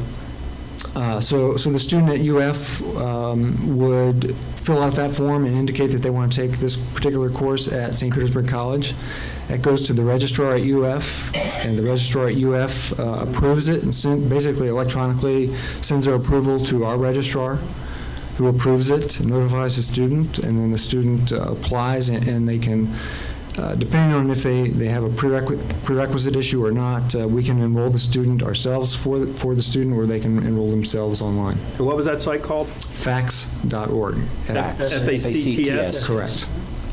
.org. And how about with the private universities? I believe that there are some ICUF institutions on facts.org, yes. The key is to provide upfront certainty to the student that the credits will transfer back and meet a need. So that's what this does. It's a pre-approval on both sides that this course will be accepted back. So it's very helpful to the student. A private institution could fax, F-A-X, that into us if need be. There's often a sign-off on our part. It's really their side that makes a difference. They may ask us to document what that learning is in that class. This is a very good thing. Let me say this. There must be some problems with it because the legislature felt the need to look into this. I think at times it doesn't work just the way I described. I don't know if that's with us, but I think it's another one of the areas that's been teed up for some review. In fact, we have to streamline the process by January to meet certain goals. I think we're going to be okay on it, though. Do you think this is up because students can't find summer jobs and they're home for the summer and they think, well, I'll take a course or two here to lighten my load somewhere else? I think that's part of it. I think that our metropolitan area lends itself for students who do go to university to want to come back for the summer.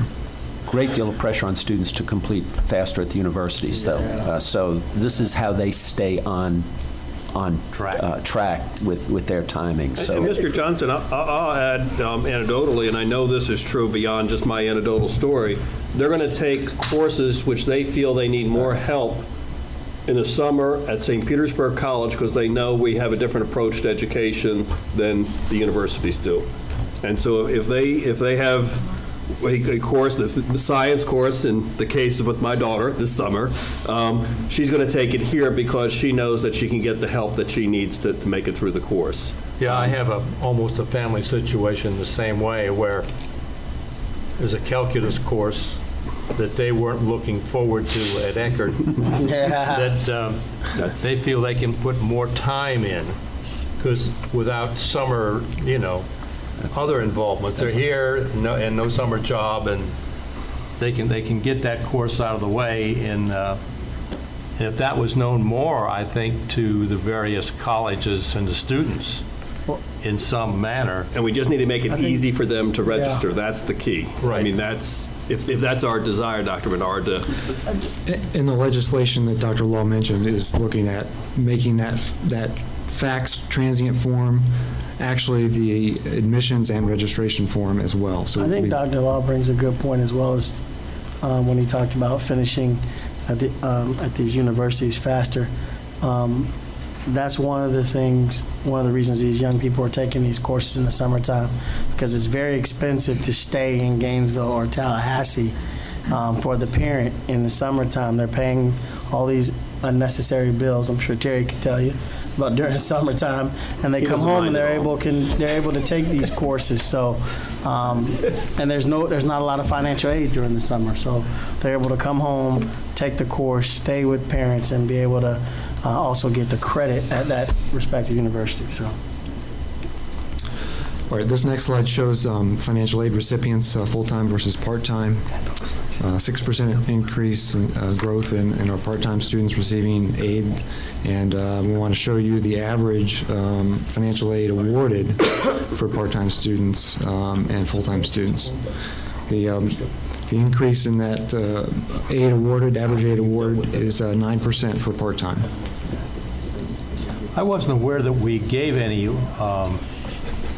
financial aid to part-time students.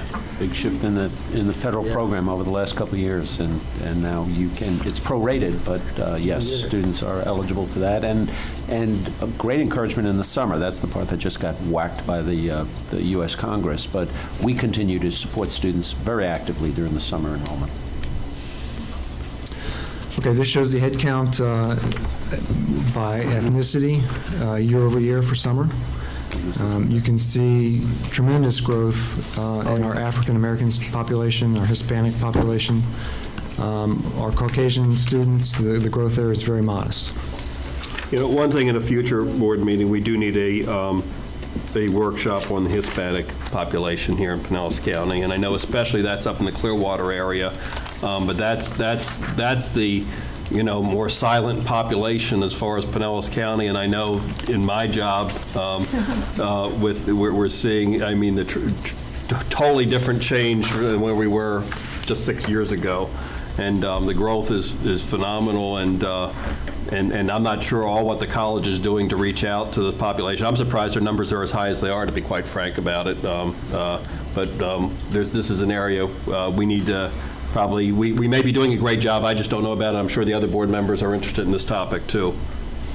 Well, I think we should just strive to do a good job generally across the board. Amen. For all, for all of our students in the county. If we're missing, there's a big Asian population in the north end of St. Petersburg. I think we could probably do a better job with as well.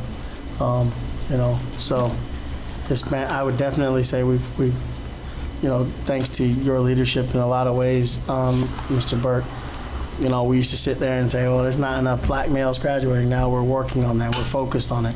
But I think we generally across the board need to get focused on all of the areas where I know when going to Northeast High School, man, there was a huge Asian population, but there was probably 10 of them that I knew that were going to go to 10 Asian folks that I knew that were going to go to college that did very well. And then the rest kind of were out and either in a gang or doing something else, or just kind of generally went to a trade, and they were smart people. They just didn't have the resources and sometimes feel like left out. And so I just generally think we need to figure out a plan to do that across the board. All right, this slide also shows ethnicity, but it's percent of total, so we're looking at proportion here.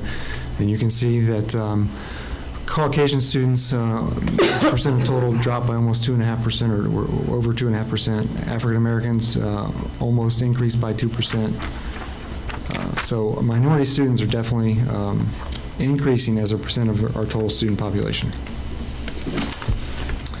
And then this is a slide you've seen for fall and for spring, but no surprise here. The growth is in our older students who typically want to get in, get out, they're serious, and they want to get that credential and move on. They're serious because they're paying for it themselves.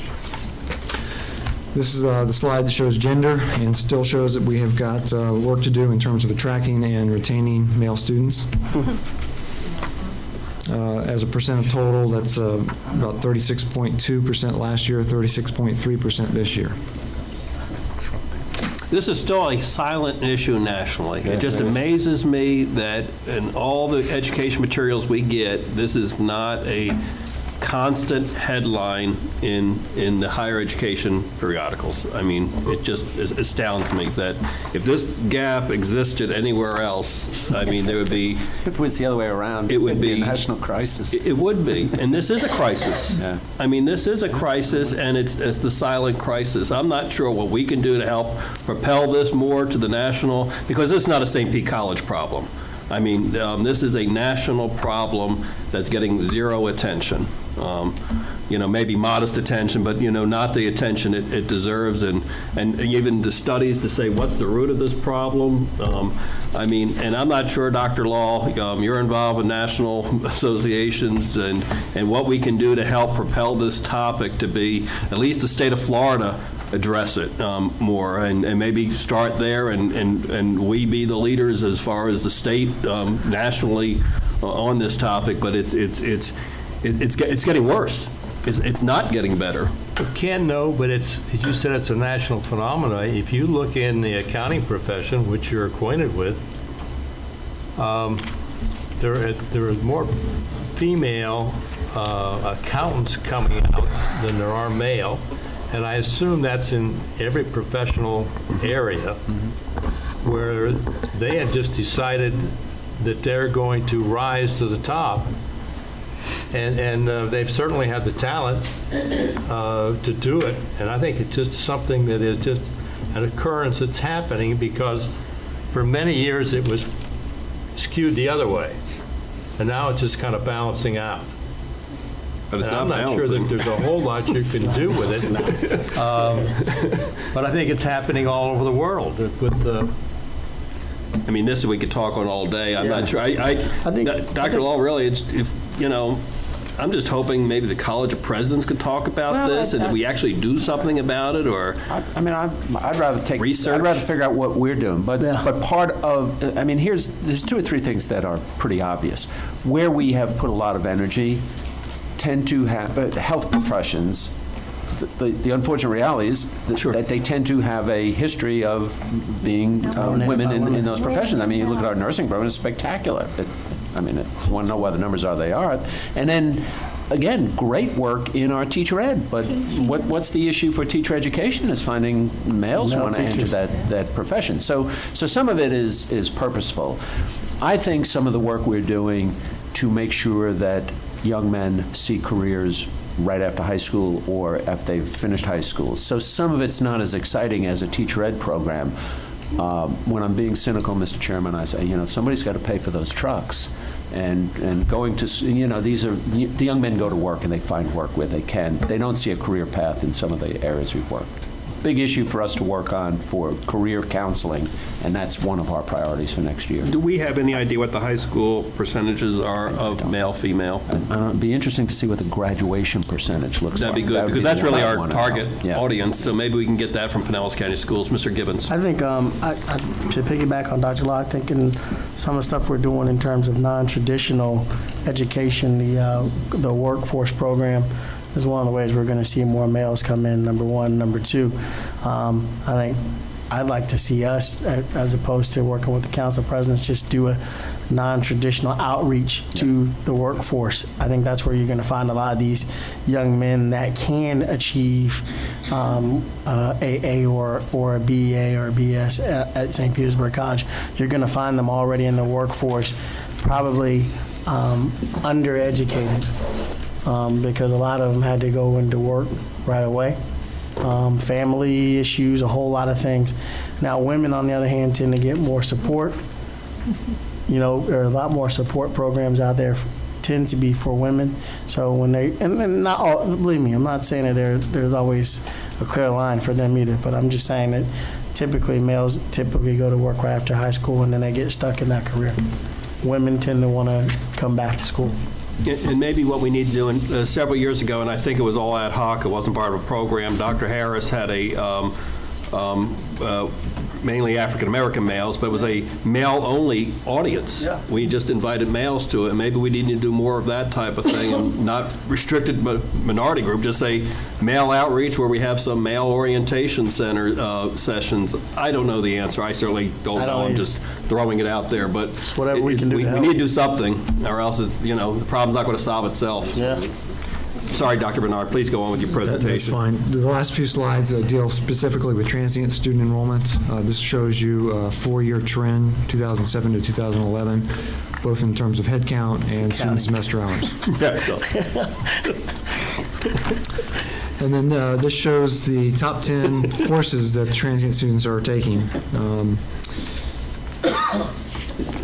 Actually, they're all really. That accounting must have got tough after Dick and Ken went through it.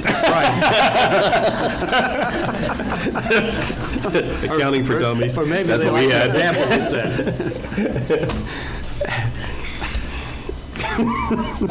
And this shows by instruction mode the student semester hours for those transient students, and clearly online is the preferred way of learning for these students. This is where our students came from in terms of the community college or state college system. Dr. Renard, your next slide, I take,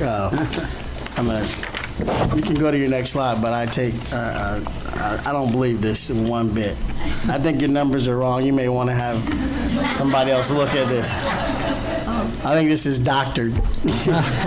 I want to support Mr. Gibbons' position, because if we have that many University of Florida students, the remedial courses should have been on the top.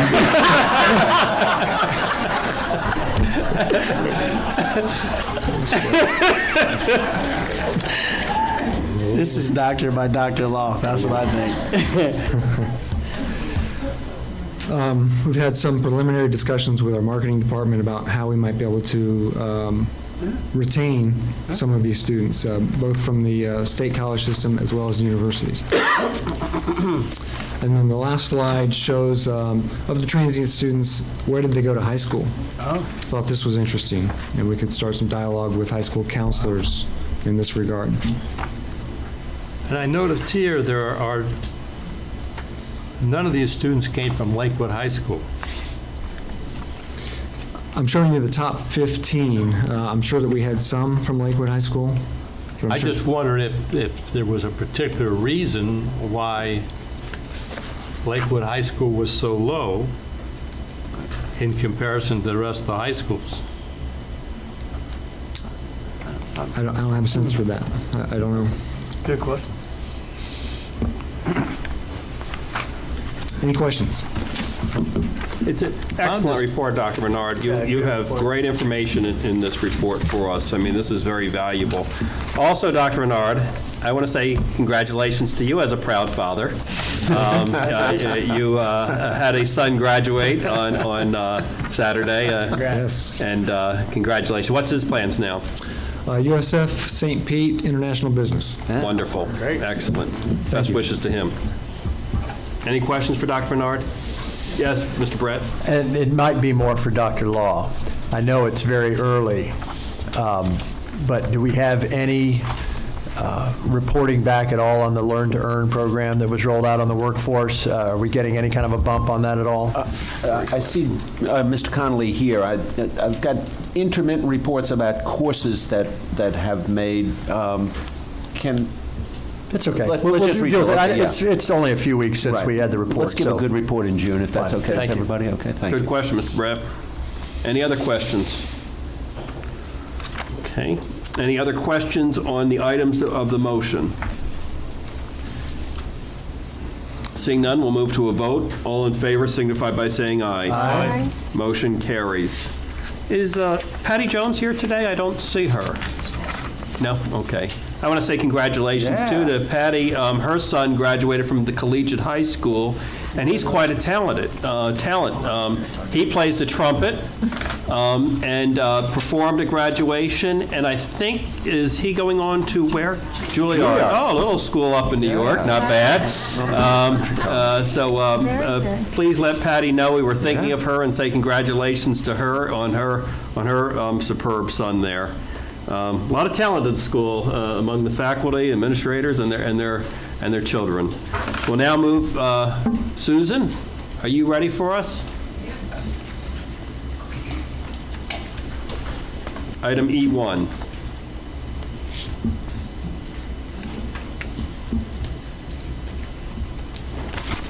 And board members, if you're fine, we'll listen to do all the reviews, and then we'll take all of the at the same time. Okay?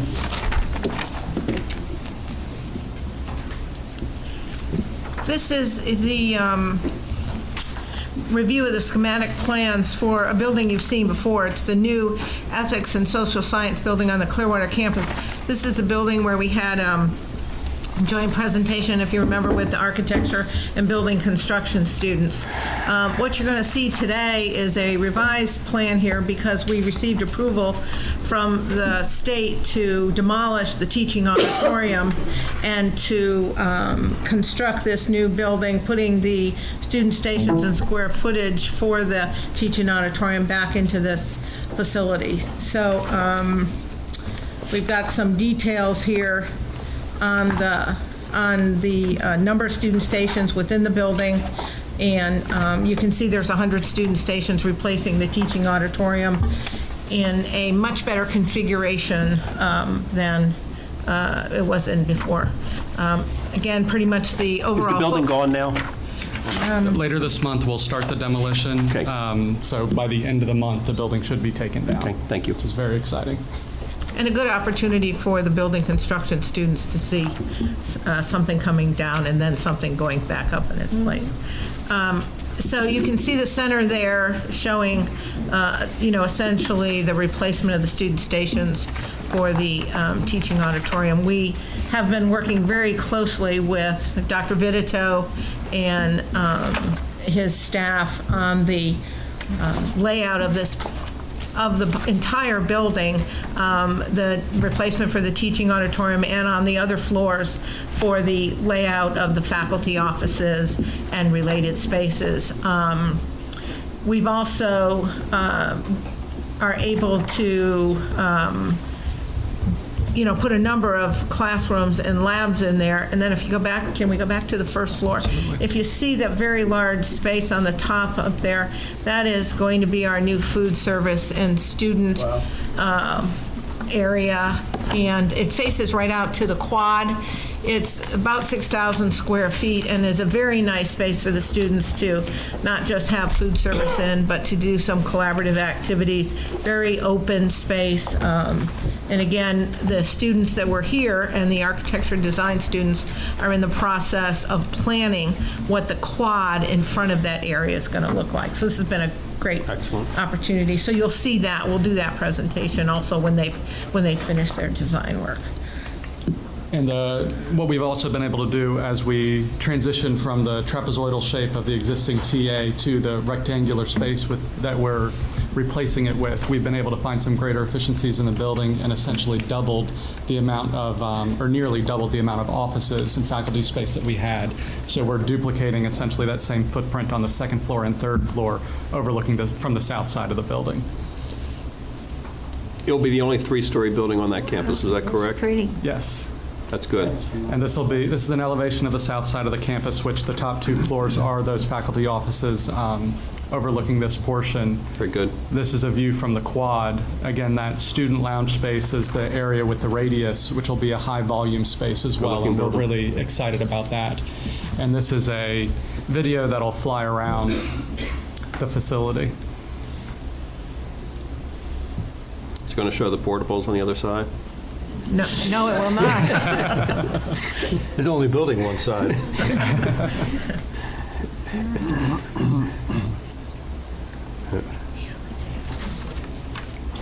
Mr. Chairman, I had a question on this. It's spelled out very closely in our pamphlet how it's being funded, but this SCIF bond funds, are those bonds that are being sold by the state that we're responsible to pay back for?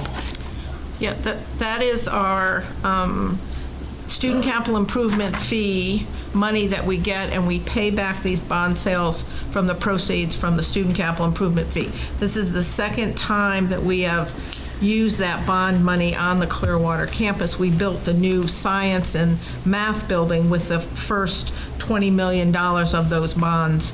And then this was the second opportunity for us to participate in that bond sale with the payback of student capital improvement fees. So we are using it for this building and some portion of it for the Seminole campus on our library project. So we, in essence, are putting a liability on our books for the $8 million.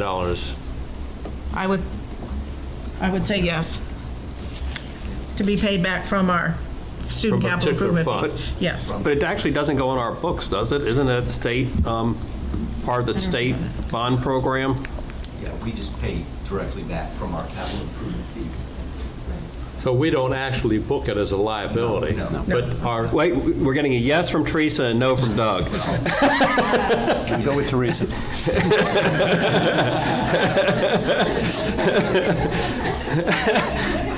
That's why I love accounting. The revenue bonds are booked as a liability on our financial statements. The SBE bonds, State Board of Education bonds, are the ones that you're thinking of, Mr. Johnson, that we do book the liability, but it's paid for by the state out of our license tag fees. Okay. But this student capital improvement fee is pledged to pay these bonds. And where do we carry that liability, in what fund?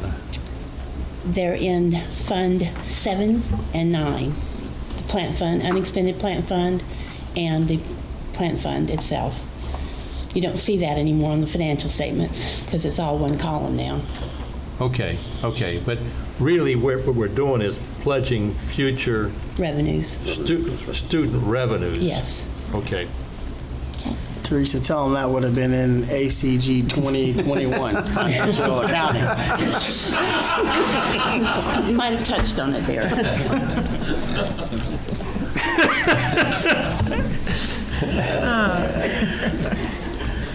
Are there any other questions? Good segue. Let's move it along. E2, you want to move on to the downtown center? At the downtown. Excellent work, though. The board realizes the work that goes into this, not just by your staff, but the involvement of the campus staff in all these decisions. These plans are not just done in isolation. They're done with tremendous collaboration from faculty, from career staff, from the administrative staff of the Clearwater campus, and we certainly appreciate, Dr. Vidito, the effort that goes into making sure we're building to the maximum use of what our needs are. So thanks everyone who's involved with this. Mrs. Ritter. Okay, the project for the downtown center, if you're familiar with the downtown center, we are going to be going in and remodeling the space which previously included the offices and related spaces for the Florida International Museum. And essentially what we're going to do is we're going to take the student support services and intake processes and provide them with a larger and better space for them to work with the students. Right at the moment, we've got just a one counter, and when you come in, and most of the services are done in that area, and actually students have to go behind the counter to get some counseling services. So we're going to go ahead and, can we show those? We're going to go ahead and rework all of the area up to the first column of where the Florida International Museum space was, to include offices and support areas for the student services and student intake process. That will be phase one. When we complete this phase one, we'll move everybody over that's in the present student area, support area, over into this new space. And then we will take the space that they're in right now, move into phase two, and to remodel it into what you see as a student area, student lounge, study, and an area where they can wait for services and also do some collaborative work in that area. You can see we've shown the piano out there also that the Huffs donated, so that may be a good opportunity for that space in there. This second phase also gives us a chance to open up the stairwell that you see in the bottom right-hand corner there, so that the students will be able to actually see the stairwell and to walk up the stairs, as opposed to always having to take the elevator at this downtown center. So that has been a request from Yvonne and the staff down there, and we think it will help in getting students up and down better than the process that's in place right now. That gets them a little better access to the garage too, right? This will give them, not really. It doesn't change the access to the garage. The stairwell that we're opening up is on the bottom right-hand side of the screen right now, which is towards the American stage side. And what it is right now, because of the student support services, the location of those, they block public access to the stairwell. So now they'll be able to see that. We'll have glass, we'll have the little ramp going to it. It'll be as open as we can do with an emergency exit stair. And we think that it'll greatly improve the access to that. They will still have to leave this building, walk outside, and then go up into the parking garage. We don't have any connector between those two buildings for them. You don't even see these stairs right now. They're not visible to you. So we will open them up, and it will provide another means of access for the students. I guess my question would be probably Dr. Law more so than you, Susan. I'm not sure. Once we build this space out, will we be a long ways down the road for downtown, making sure that we have enough built-out space to accommodate all the needs in downtown? This will be a huge step forward for the service to students. And then on the upper floors, you have already approved a plan for additional classrooms, but at Susan's request, I've given them the go-ahead to build out all the space for classrooms, so that there's no reason not to. We can find the cash, what little bit of cash to fill out, what was it, 2, 3, 4 more classrooms up there, Susan? We're moving forward with the 4 more classrooms on the 3rd floor. And then we had some shelled out space on the remaining portion of the 3rd floor. And it didn't make any sense for us to finish 4 classrooms, leave the shelled space, come back later and finish those space out. We'd have to cancel classes and do all that. So Dr. Law asked us to do some layout work for the remainder of that shelled space, and we'll take a look at that and then bring that back to you and get it all done at once while the contractor is actually on site. I think they're going to be taken care of for, if I say 3, 4, 5 years before we even get snug, even with their good growth. So I'm pretty pleased with that. But don't we still have one additional floor? We still, once the 3rd floor is completely built out, which again, we'll bring those plans at a later date, we still have the 4th floor and 5th floor of the newer building that is completely shelled. Some of that is housing part of the the collection. So the Gulf Coast collection? Yeah, the Gulf Coast. Remember, what we're talking about here is the building without the 5-story addition. So we're going to build out the remainder of the 3rd floor. Once we do that, the only space in that original building that will be left open will be the remaining Florida International Museum space on the 1st floor, from the 2nd column line back. That space will still be open, right there. The area above the yellow highlighted space, which is... Everything else in that building, the original building, will have been built out. So we still have So we space to still have build out. the 5-story building. We have the 5th floor and the 4th floors, as Michael is mentioning, and a portion of the 3rd floor. How many square feet are we talking about in each of those floors, please? About 25, about 10,000 each floor. That's great. That's good space. Yeah, it's enough space to grow into. 1,000 square Yep. feet, Yeah. so That's you've wonderful. got another 8, 10 classrooms. And then Yvonne's got great energies to plan out the use of where it says 109 here, the space above the yellow part. And that has to be student support space. That's the support outside the classroom, and they're working very hard there. So it's a good plan. The answer to the question is we have enough space to build out long-term if we see, unusual growth over the next couple of years. So the only problem that we're really dealing with in downtown is parking. And that's going to be difficult no matter what. No matter what. It's downtown? Correct. It's downtown, yeah. I mean, that's a good problem to have in downtown. Right. But it doesn't mean that long-term, I'd think in a couple of years, we should start thinking about what we're going to do with downtown. But I don't think we're there yet. No, we're just on we have other things to address first. No, It's a good plan, though. Susan and Yvonne and all the teams have done a really good job here. Students will be well served now. When they come aboard, they will have a range of services. It'll be nice space. It's not all chopped up.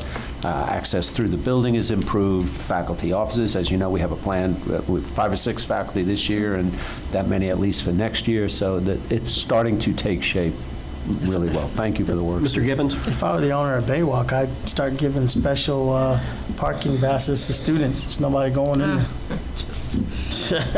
Well, it's not being utilized at all. I mean, We have really worked with the city and tried to work with the city.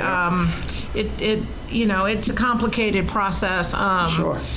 It's just not. Mr. Gibbons can get it done. Yeah. Thanks. Thanks. Throw me under the bus, Gabe. I think you should give this one to Terry Bradford, a tall guy. Just so I know, on the 1st floor, and I read the memo, and obviously seeing that the graphics are different,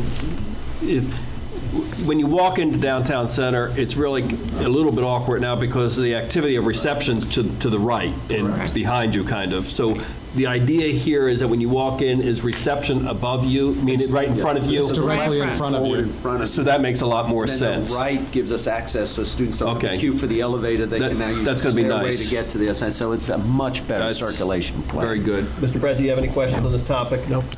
Any other questions on this topic? No. Let's now move to items 3, 4, and 5. And if you would stay up here, Ms. Ryder, but I really think this is the president's going to lead us off on this one. Right. And this is exciting all the way around on each of these items. Very good, thank you. I actually, just to kind of connect the dots for you, went back to the April board minutes, okay, and to refresh everyone's memory, based on a really good discussion about facilities, the board indicated that the college should proceed to plan a comprehensive facility of approximately 45,000 square feet in the Midtown area. The facility should have sufficient classroom, lab, student space, et cetera, et cetera. So with your continued guidance, we have continued to try to nail down a plan moving forward. We bring to you today 2 key elements of that plan. First and foremost is, I think we have the lease agreement for the current facility.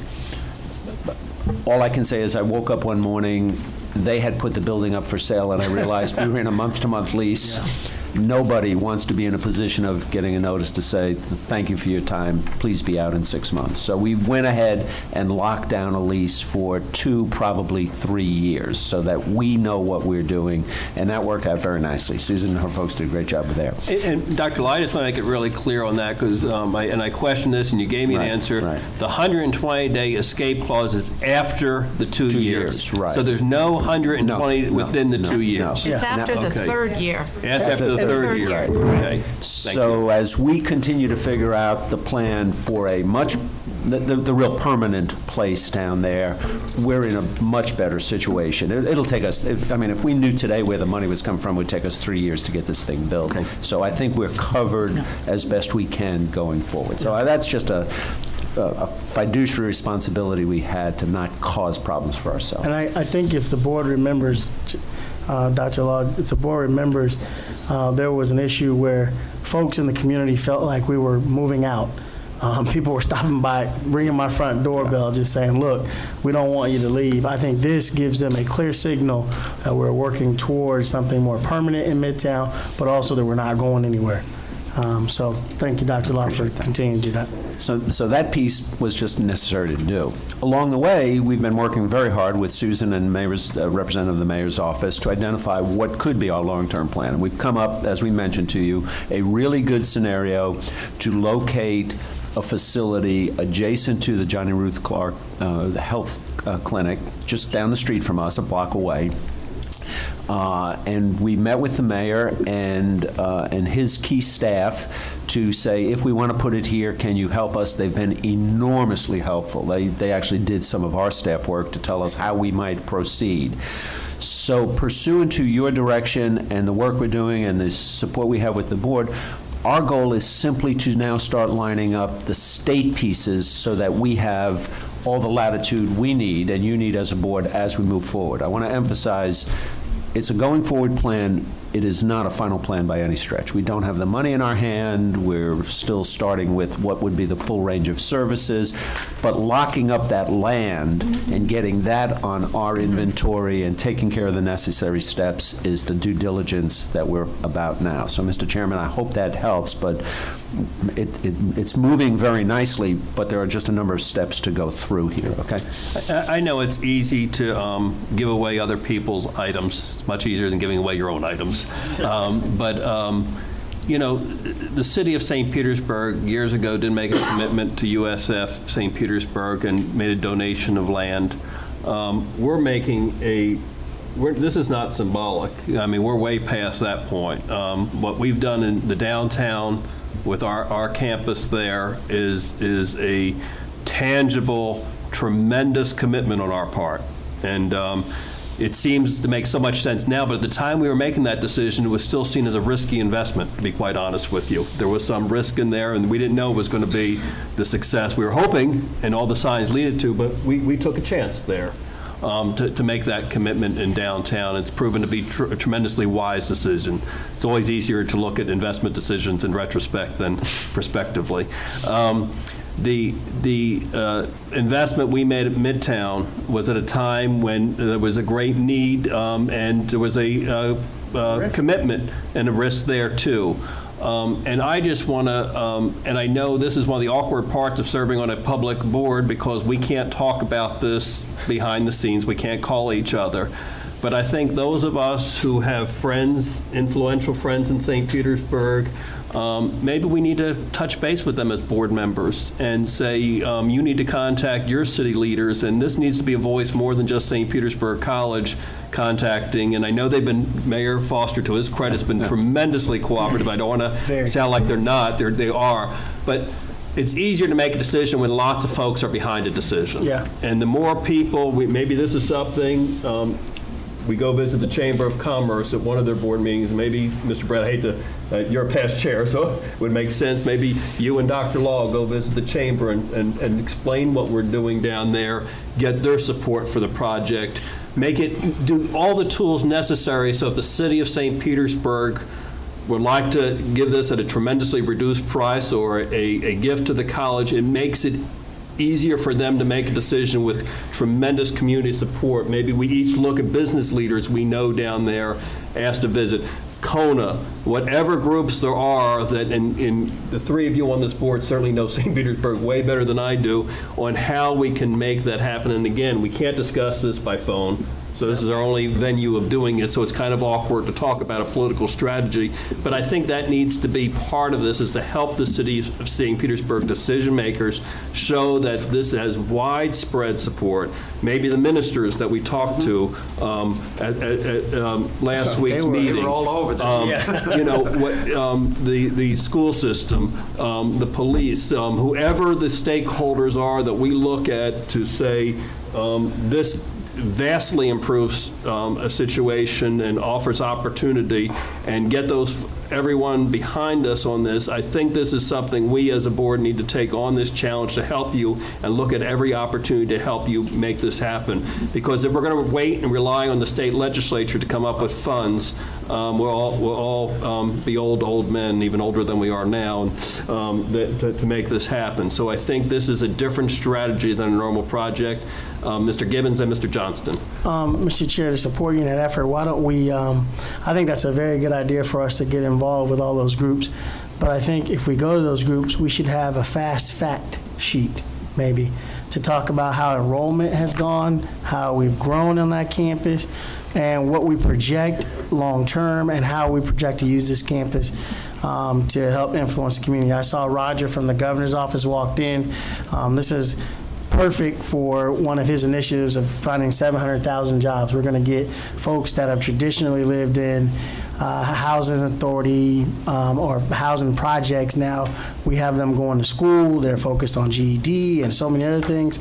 So I think we should have a fast fact sheet for the ministers, for the chamber, for whoever, so that it would allow them to have the facts going forward when they're talking to their elected officials or whoever, just opinion elites in the community that are actively involved. They could give real facts. So we should be passing those out, because that only is going to make this effort, a better effort, because, a T. Lasser with good information could help us as opposed to, hurting us. So I just want to make sure that maybe that's something that we should do as a... And she's an alum now. Yeah, she's an alum now. She's actually graduated from the college. But I think putting the actual data down so that they know where this site has come from to where it is now. We're packed. And we know that the growth is only going to continue. So we're now making a commitment not just to this community, but to St. Petersburg, because I think Dr. Ulmer said before that the students in Midtown also take classes in downtown and vice versa. So we want to make sure that we meet all those needs, and if we have the facts on the sheet, that may help. It's a good business decision. It is a good business decision. Mr. Johnston. Just as a follow-up to the whole thing, in talking with the Mayor of St. Petersburg, Bill Foster, Bill said, I have no money, but I have land. And I'm sure, Susan, maybe you can comment on that. I don't know what land he has or where it is, but he said the city has land, and we just need to be sure to follow up with them. And since he's made that comment, this is it. That we need to pursue it. Yeah, this is the property that he is talking about. I talked to him yesterday morning, and as Dr. Law mentioned, he's already had his staff, engineering staff, looking at this property for parking, retainage, where all the structures are. We've done the same thing with our civil engineering firm. So we're all in sync on this particular piece of property. He's looking with his staff on, are there any tags on this property that they would have to work on through in order to get this property over to us? So they're beginning to work in that direction.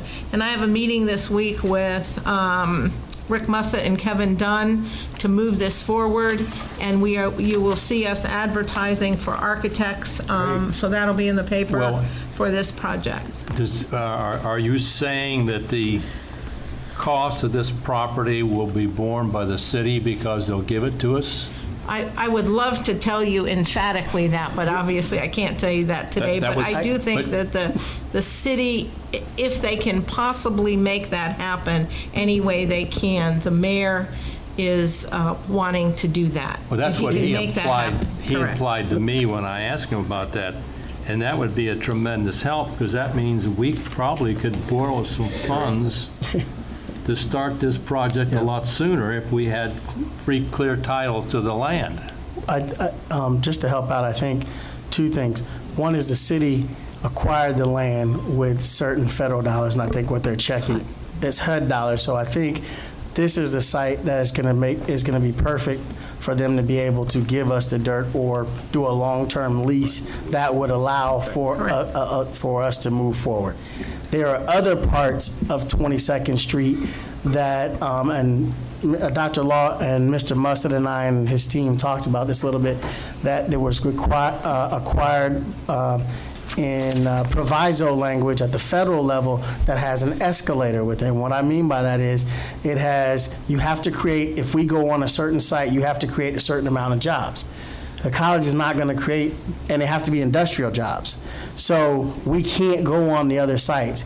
I think this is the site that the mayor is talking about when he says he has dirt to give to us. And I think that the staff and everybody's gone a long way down the road and making sure that, I think we're pretty close. I think I think they do a little something, then we do a little something, then they do a little something. I think we're walking ourselves to a very happy ending here, trying not to get in front of our constituent groups. He has a city council that he has to be mindful of, and we have a board that we need to be mindful of. But everybody is working, and then as we each do our part, the confidence level is clearly rising that something good can happen here. I think the final dialogue is going to be much easier than simply who goes first. Yeah. So. Well, then maybe, as was commented earlier, about going out to other groups, if we're on a track working with the city and the city is in full support, maybe if we got the chamber involved, it might be counterproductive.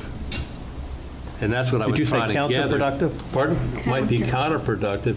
If the city is in full support of what we're doing, and that's what the indications were from the mayor to me, that we should let our staff and the city continue to work together, and if they find they need additional support, Mr. Chair, then bring in other resources. But if we have a good working relationship and everybody is working towards the right project, and we bring in outside influence, it may not be productive. Obviously, we need to take our president's lead on this, but I can tell you generally, and that's, I think, what the president was referring to when he talked about the step up and making sure not getting in front of your city council. Yeah. I know political leaders need those groups behind them when they're making these type of tough decisions. And this is a tough decision for a city that's, so I mean, that's why I was suggesting we will certainly defer to Dr. Law to tell us the timing of all this, but I think there needs to be a commitment when that timing is appropriate for us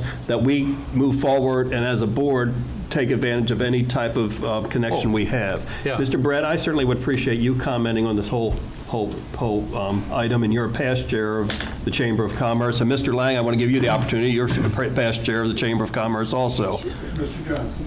Oh, and Mr. Johnson. Boy, 3 past chairs. But what I'm concerned about is that when you have things in motion, and they appear to be everybody working in the right direction, and there's precedent because the city has given the University of South Florida a great deal of land over the years and has never given any land that I know of to St. Petersburg College, even way back when. So if we have their attention, I think we need to leave our staff and the city continue to work together. And then if they need additional help. No one's suggesting otherwise. We're going to take our direction from our president. Yeah. And I didn't mean to, if I was suggesting that, I didn't mean to. No. Go ahead, Mr. Brett. I'm just going to echo what Mr. Johnston said. It sounds to me from conversations I've had with Dr. Law that we're on a good track right now, a good dialogue. It's going to take a little while. At the appropriate time, if you need any of us, we can go down and visit with each city council person individually with the fact sheet, all the details, visit with the mayor, visit with the chamber, downtown partnership, ministerial alliance, all of the players. There is nobody who wouldn't be 100% behind this. Nobody. And unfortunately for the city of St. Petersburg right now, there are some serious questions regarding race issues. So this is a very, very vital piece of solving a part of that problem. And so it's going to be received with open arms by everybody. And the question is timing. And you let us know, and we'll be ready. Amen. My plan is to have us do all we can on our side of the fence. So your vote today puts it now where it's off to the state for some technical review and those sorts of, do we need the space, can we justify it? In the meanwhile, we will be putting together an architect's schematic of what a building might look like so that we can use that for those meetings. I mean, people get much more excited seeing a rendering than a sheet of numbers, and they need both. I don't mean to mean that. Sure. And then we say, okay, so now if we wanted this to accomplish, you must do this, we must do this, we'll find the funding, here's how it works. Then I think people can rally behind a plan. I suspect we'll be, in the fall, we'll be in a position to really push this. That'd be my guess. And Yeah, we're ready to go, and they're ready to go. I'm Yeah, meeting this yeah. week, and so. There's some legal niceties over the HUD product. And we- If you'll give your vote today, you will have done a very important piece to signal our seriousness and our intent. And this is big today, what we're doing. This is a very big deal. Mr. Lang, do you have any comments? I concur very much with the importance. I think Terry's absolutely right. Timing is right for this to happen, and I believe that Dr. Law is in a position to coordinate everything that any board member can do with Yeah. You have to always turn your microphone on there, Joe. Thank you. I think I talked loud enough. They probably heard in the first place, but I think your combined comments, I think, is exactly where we ought to be. I think the need is great. I think the interest is great. I just think that it needs to be coordinated, and I think Dr. Law is the perfect one to do that we don't rush it, but at the same time, we're ready to do it. Thank you, Mr. Lang. Is there a motion to approve? Second. Well, let me go ahead and, item E, F, and G. Is that fine? Just one comment. Mr. Johnston, is that your motion? That's the motion. Mr. Gibbons, are you seconding? Yes, I am. Okay, go ahead, sir. Just one quick comment. I'd really like to think that we would put a fact sheet together because we want to get the right information out to folks. We'll do that, right? Yes, sir. Okay. Okay. Any further discussion?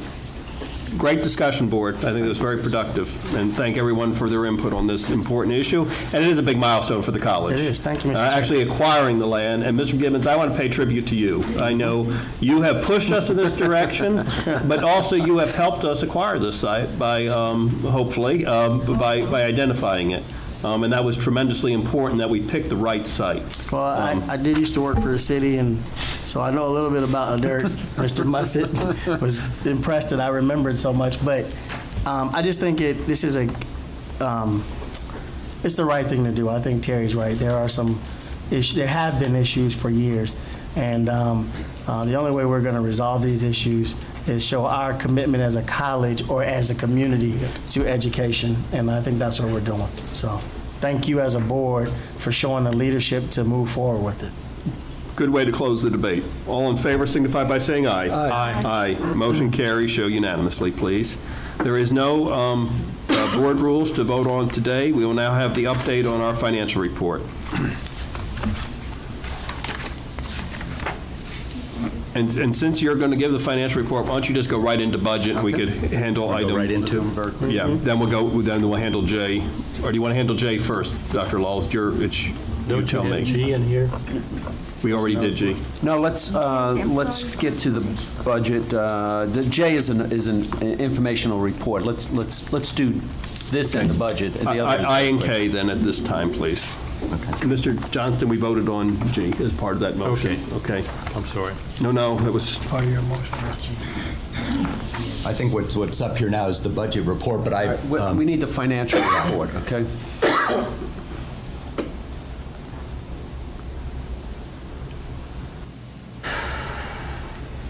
There you go. Good morning.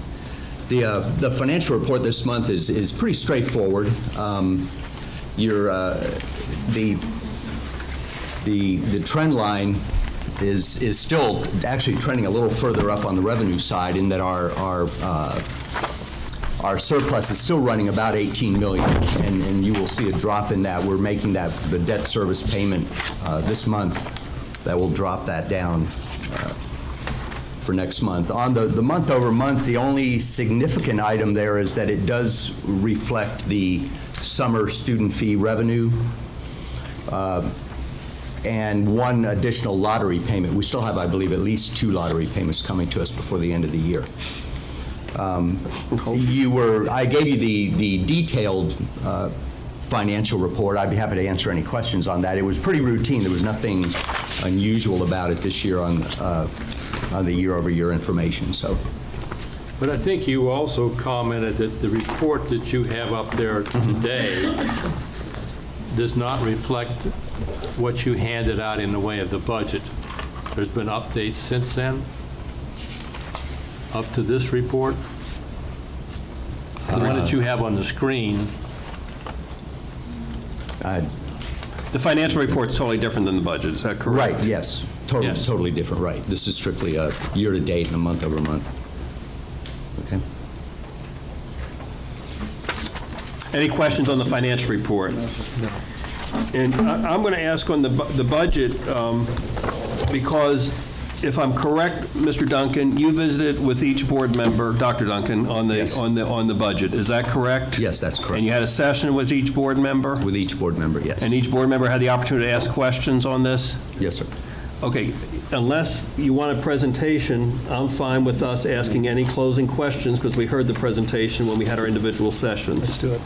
Mr. Chairman, I am passing out a printed document that codifies and that we can use for communicating with the entire college the priorities that all of you have helped us draw. And if you hear some pride in my voice, you should. I'm terribly proud of this work. It reflects your strategic planning goals. It reflects the work of our faculty and staff to put some projects with those goals. It reflects our commitment to students in the strongest possible terms, and it reflects, I think, a commitment year-over-year kind of revenue and multi-year budget planning. So I am very pleased to present this budget to you, and I appreciate your sticking with this over the changed process over the last few months. Very important to me. Thank you very much. Mr. Johnston. I just wanted to make comment. I was really surprised. I had emailed Dr. Duncan on Saturday morning some questions I had, and to my surprise, he was watching his email on Saturday and responded to me and said, he said, good questions, we'll address those Monday morning. But I was trying to give him some extra thought so he would know where I was coming from on Monday morning, but he responded back to me on the weekend. And no, you appreciate that, because that means your staff is really 24/7, and I did not expect that. I appreciate it. He was busy pulling together a response to the chairman's request for information on the board. But I appreciated that. These are very attentive senior staff. I have a question for our acting board attorney. Do I have a conflict on voting on this budget? Because this budget does increase a pay raise. And since indirectly, I never get it, but indirectly someone could address that I am going to be enhanced by it, because it comes into the family, although I never see it. Do I have a conflict, and should I be voting on this budget? Ms. Gardner. I think maybe indirectly, but I don't think that should stop you from voting on the whole budget. It appears to be a very minimal connection between your vote and the faculty budget. It's only a minor part of it, but I just wanted to clarify that point. I fully support the budget because I had a good opportunity Monday morning to get through it. I think I understand it, and I think I understand I had some questions, and I got those answered. But my concern is I don't want to have a conflict of interest, and I just was presenting that, and if that is a conflict, then I will abstain from voting. If you don't feel comfortable, then abstain. Pardon? If you don't feel comfortable. Wait. No, I know. Hold on, folks. I'm still chairman of this meeting. In abundance of caution, I would ask that the minutes note that Mr. Johnson has indicated that his position. I think the ruling of the legal counsel is that you do not have a conflict, and as far as I know, as far as board rules, and I'm clerk to the Board of County Commission, if it's been ruled you don't have your conflict, you have the obligation to vote on the topic. And so it is proper for you to vote on this topic based on the rule of the legal counsel. Do you agree with that, Ms. Gardner? Yes. Okay. Mr. Chairman, I just conferred with Tom Furlong. Last year, you did not abstain, so I think the guidance is the correct guidance. There's a pay raise last year. Year's budget, I think I was not here that day. Oh, okay. Well, that's why I didn't abstain. Okay. So we have a ruling. Let's do it. Yeah. The only option a board member has when a ruling gets made, they can leave the room during the vote. That's your option. Abstentions aren't really allowed on a public board. It's our obligation to vote on an item. And Mr. Johnson, I want to thank you. You have a careful review of this budget. I know when I feel a sense of confidence that the budget has been reviewed very carefully due to your diligence on this, just not at budget time, but throughout the year. And I certainly appreciate that. It's good each board member contributes in a different way, in a different expertise area, and your knowledge of this budget is the most thorough of any board member here, and we appreciate your thoroughness there. Dr. Law, I want to compliment you and the staff. I think the information sessions were very helpful. Jamel, I want to say thank you to you. You are a true whiz with that Excel, and the complexity of that Excel. You can give us lessons and be a faculty member here on teaching that, and I would take your course. But also your knowledge of the budget. Just you're very direct in your answers to the question. Mr. Duncan, thank you for all your work on this. Does anyone else have any questions concerning the budget? No. Is there a motion to approve the budget? I'll so move. Mr. Johnston made the motion, seconded by Mr. Gibbons. Is there any further discussion? Great job, Doug, you and your staff. Dr. Law, thank you for all the effort you put into this. All in favor of the budget, please signify by saying aye. Aye. Motion carries. We'll now move to item J, Mr. President. Thank you, Mr. Duncan. Thank you all very much for that. There are two items there's one item really in two parts that I want to brief everyone on.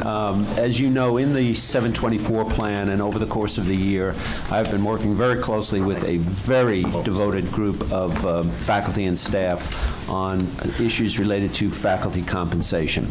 Faculty compensation will always be an item of discussion. I think it's fair to say it was an item of concern on the transition year. Where have we been? What is our prospect? Where do we go from here? This group met 6 times in more than several hours. Very, very good presentation.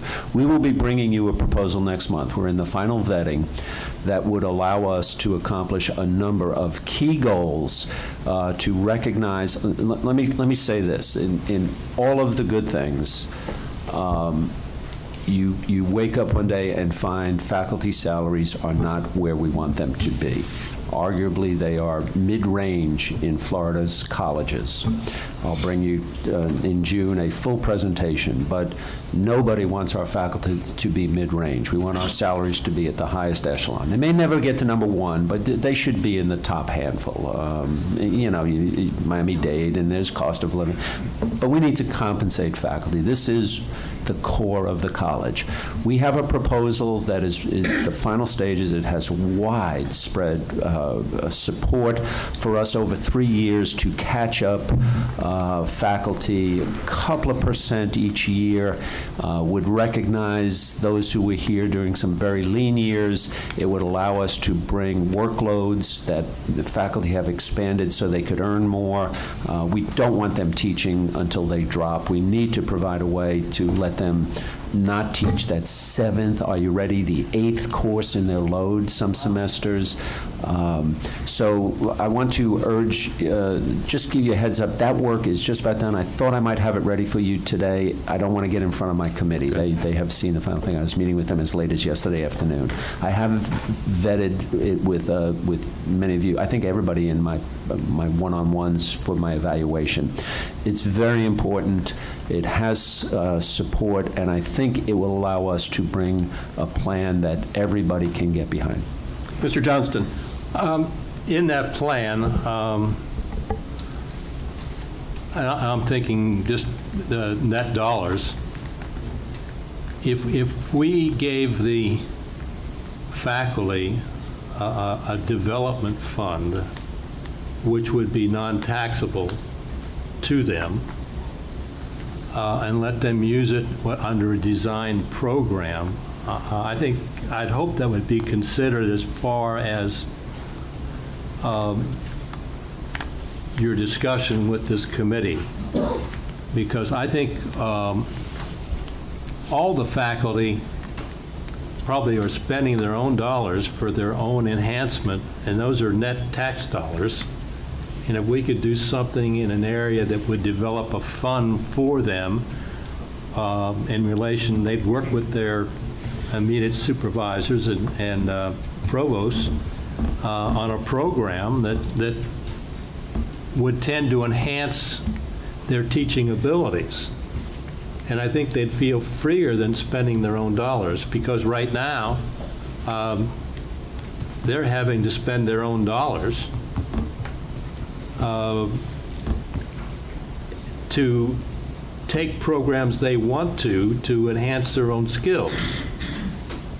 And you know as well as I do, we have a CPE program that our state society encourages us to do that. We should set up a program like that for our instructional staff and let them develop in their minds the areas they want additional help, because that will enhance the classrooms, I think. Dr. Law? The budget that you just passed has a significant commitment in it for that. We're asking our Center for Excellence in Teaching and Learning, in the close cooperation with Vice President Ann Cooper, to craft just such a plan, Mr. Johnston. So it has wide support, wide acceptability. We much prefer that the details of such a plan come directly from the faculty, but it's in the budget. It's on its way. Well, that's $500,000, and I don't know how far that's going to go. We had. Let's when I bring the plan to you next month, let me bring that part as well, okay? But I think we've made a very significant commitment along the lines you're talking about. And Dr. Law, I applaud you just not on the commitment of funds. I commend you that it's faculty driven, that you're not setting the rules on how these funds are going to be dispersed. The faculty is going to come up with a plan, which needs your blessing, obviously, of how these development dollars should be spent. So thank you for that flexibility. And also, Dr. Mahoney, I want to thank you and the Faculty Senate. I know when we went through the good process of hiring a president, and we're going to get into talking about our choice of president in our next portion of the meeting, but y'all voiced concerns about items that you brought to the table. And I know one of the big concerns was moving through the salary structure, the matrix that we have, and the highs and lows, and the rewarding of long-term tenured faculty. And I think where this is going, from what I know of it, what you and your group, working with administration and leadership as a team, have come up with is a compliment that this could be done without going like this. This could be done by working together for the betterment of the college. And faculty in other places don't work that way. And so you deserve, and the faculty leadership deserve, a lot of credit for working so closely with Dr. Law, and also Dr. Cooper leading the effort. And who else am I leaving out here? Oh, no, I'm looking at Mary Hansen is here from the health facility, Mary, and Darlene Westberg was here a little earlier. The faculty governance organization has been full active participants, but we probably had 15 or 20 faculty on that group, and half as many administrators, and again, And I think we're going to make a lot of people happy with this. Well, we should. It's a good So plan. thank you. It's appreciated. Thanks. We appreciate you on behalf of the board. Dr. Law? Let me, I'm glad I put them together, because I want to very quickly say that we will be moving forward with a very similar initiative for the career employees. Everything is at a little different stage, but we will be creating the Career Services Employee Council, and I want to pass out that information. It's just for your information, but we are full steam ahead with that group, and we have identified consultants to help us do a market survey and an internal equity survey. So by the mid-fall, we will have evaluated every non-faculty job. We will align those jobs so that they are compensated as equitable as we know how to do it across job classifications and across campuses and sites, and we will be mindful of our competitive position in the Tampa Bay market. So we will do that just as soon as we can, and we have money in the budget to make adjustments that may be necessary as a result of that study, okay?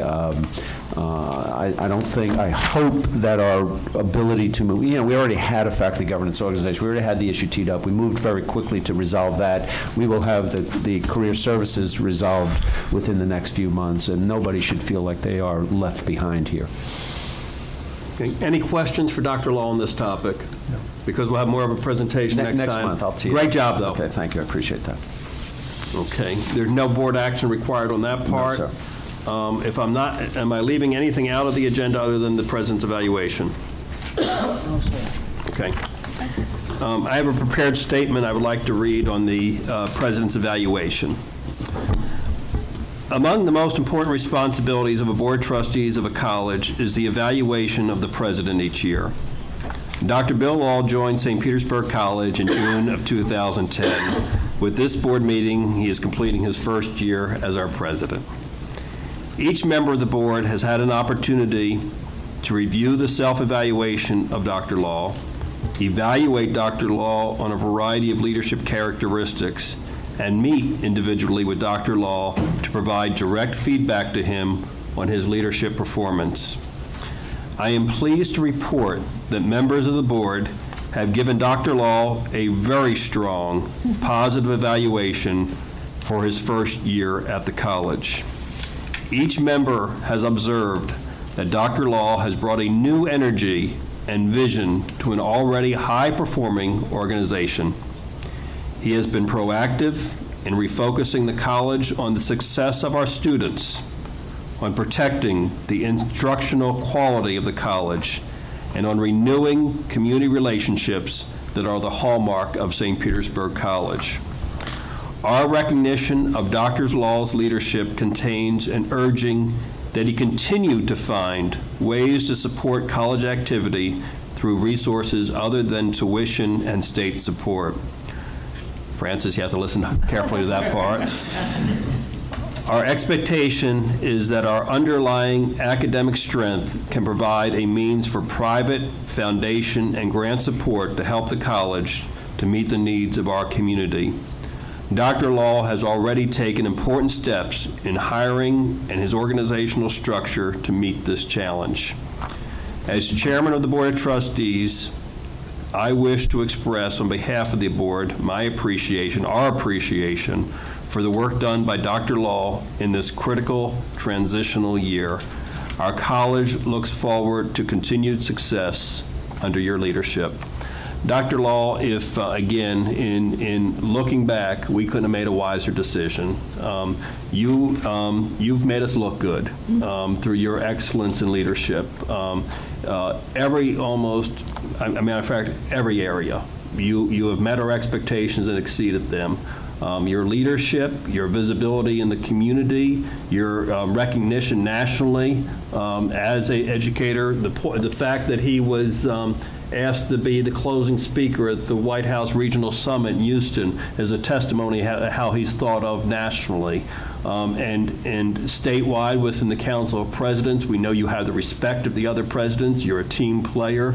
You understand when we should be pushing forward, when we should work behind the scenes, and you've worked obviously with the faculty so well, and the compensation plan, and I know compensation plans are tough.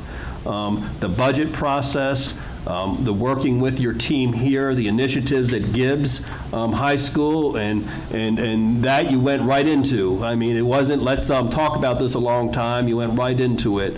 And the set schedule for next year, the guaranteed schedule, the hiring of faculty in a more timely manner so that they're on board. And Dr. Law shared with me in our little talk just the little things that upon they're going to get email accounts right away. They're going to have their business cards there. They're going to have their office number. It's not just the little things which matter and bring respect to a person. And so on this evaluation, there are almost 5 in all categories. The only reason a person may not have given you a 5 is maybe there wasn't enough in that area, that defined area. There wasn't enough, to define that activity. But overwhelmingly, the comments of this board are tremendously positive. I think we're all very appreciative. And we're also proud to have you as our president. We like going around and say, Dr. Law is our president of St. Petersburg College.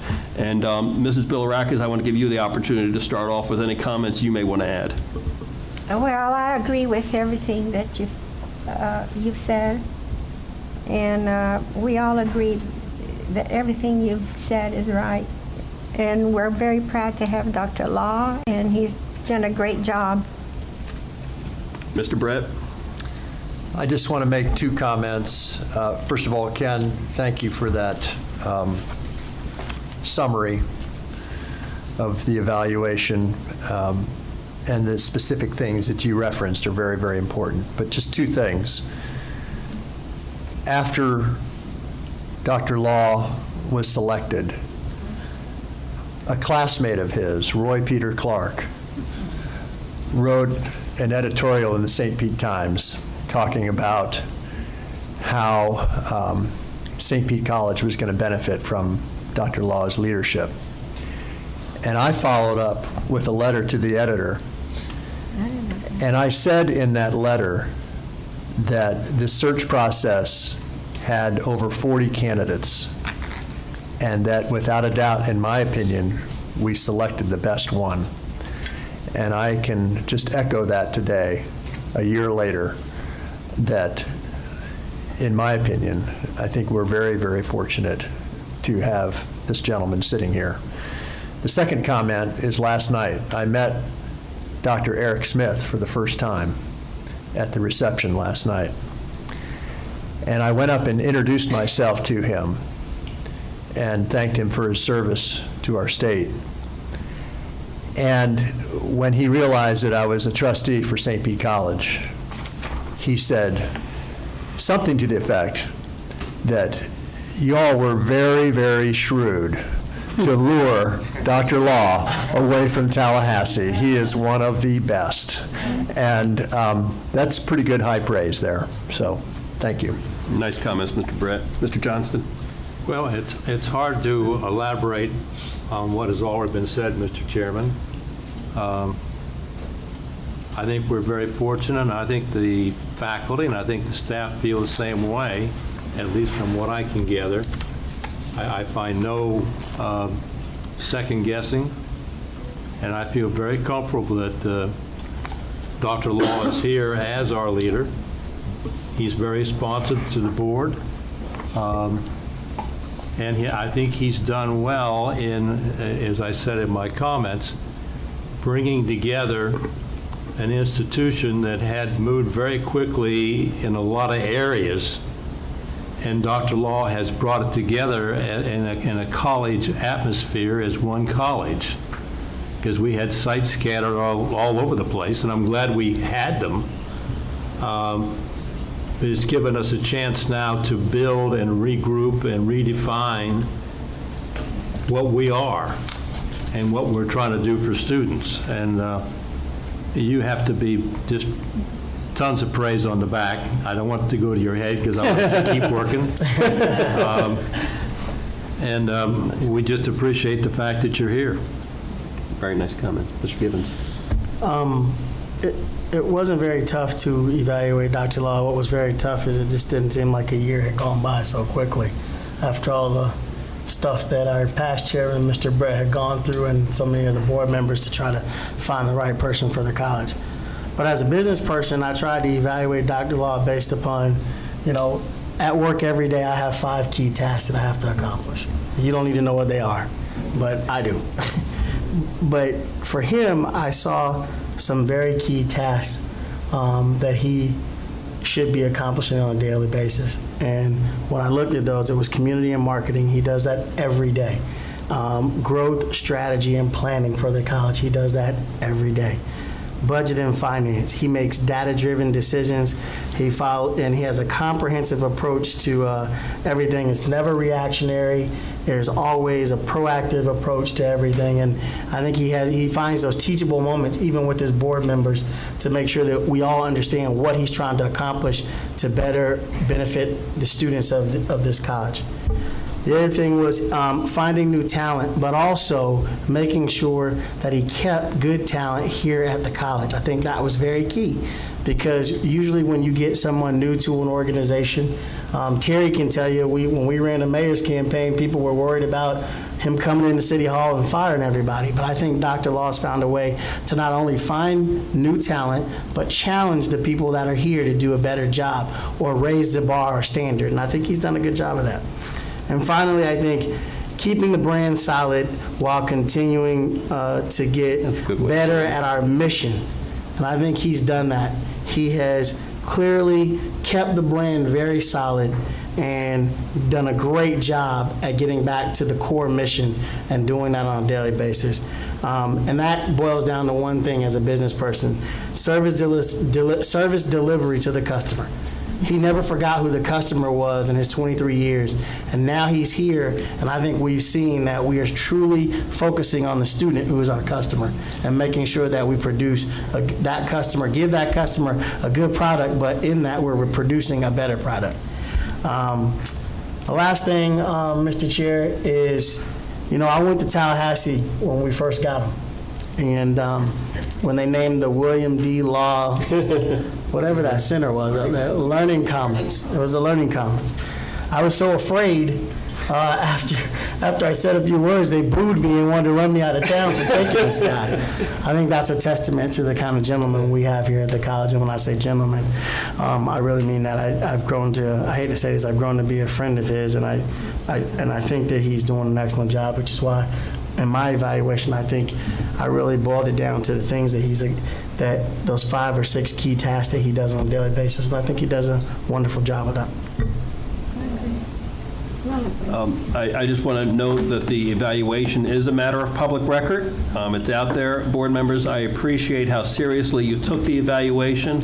I appreciate the comments you made here, because I think they're beneficial to be heard and to be put on record. Tangibly, Dr. Law will refuse to accept any financial increase, and we certainly appreciate that. That's more than symbolism. I appreciate the way he's handled that.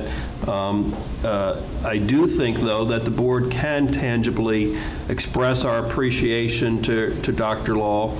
And Mr. Brett deserves so much credit for the overseeing the selection process and for being in charge of the contract with the president. And when that contract was established, it was for a 3-year period. We'll soon be entering the 2nd year. And one thing which we can do tangibly to express our appreciation, Dr. Law, is to roll that contract over to add a year to that contract so that it will be, again, a 3-year contract commencing in June. We can do that here at this meeting if there's a comfort level, or if we could do it at the next meeting if you feel like you want to sleep over a month on that. I'd make a motion to that. Second. To extend it a year. The motion's made to extend the contract a year, seconded by Mr. Gibbons. Any discussion? Or was Ms. Bilirakis? Ms. Bilirakis. Yeah, okay, Mrs. Bilirakis. Any discussion on that topic? Just a question in my mind. That would, 3 more years will bring you to retirement age. No. And we certainly don't want to consider that. No. Remember how you were speaking about domestic relationships? We're nowhere near ready. I fully intend to do 8 or 10 years here. If we can keep going forward, I do not Well, think that's you need to one worry of the about promises you made when we hired you, and I wanted to hear it again. You have thus heard. All in favor of the motion, please signify by saying aye. Aye. Motion carries unanimously and enthusiastically. Thank you very much. Thank you.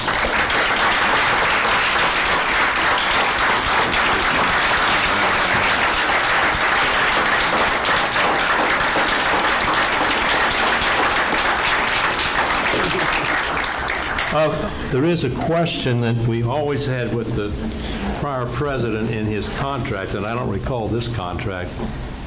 If we give a raise to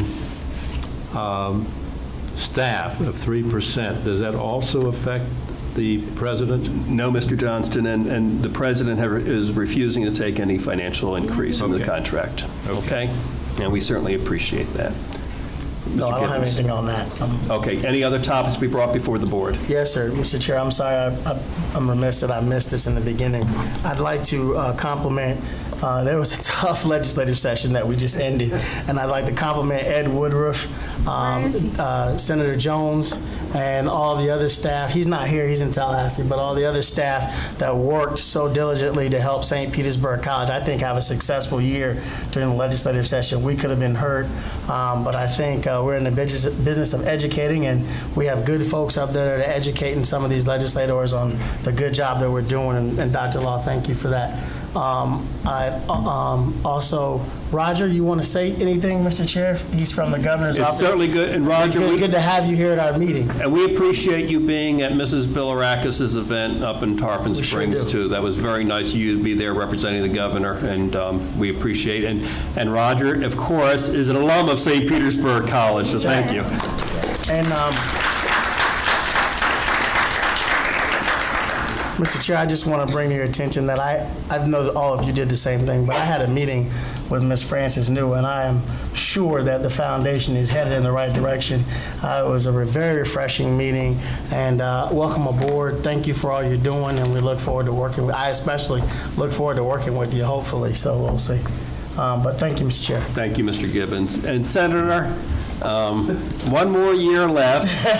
He's the dean of the legislature, the longest-serving legislator in Tallahassee, and still is the nicest office in Tallahassee to go visit. The most hospitable, very, very kind to your constituents and to your citizens and the citizens who come and visit your office.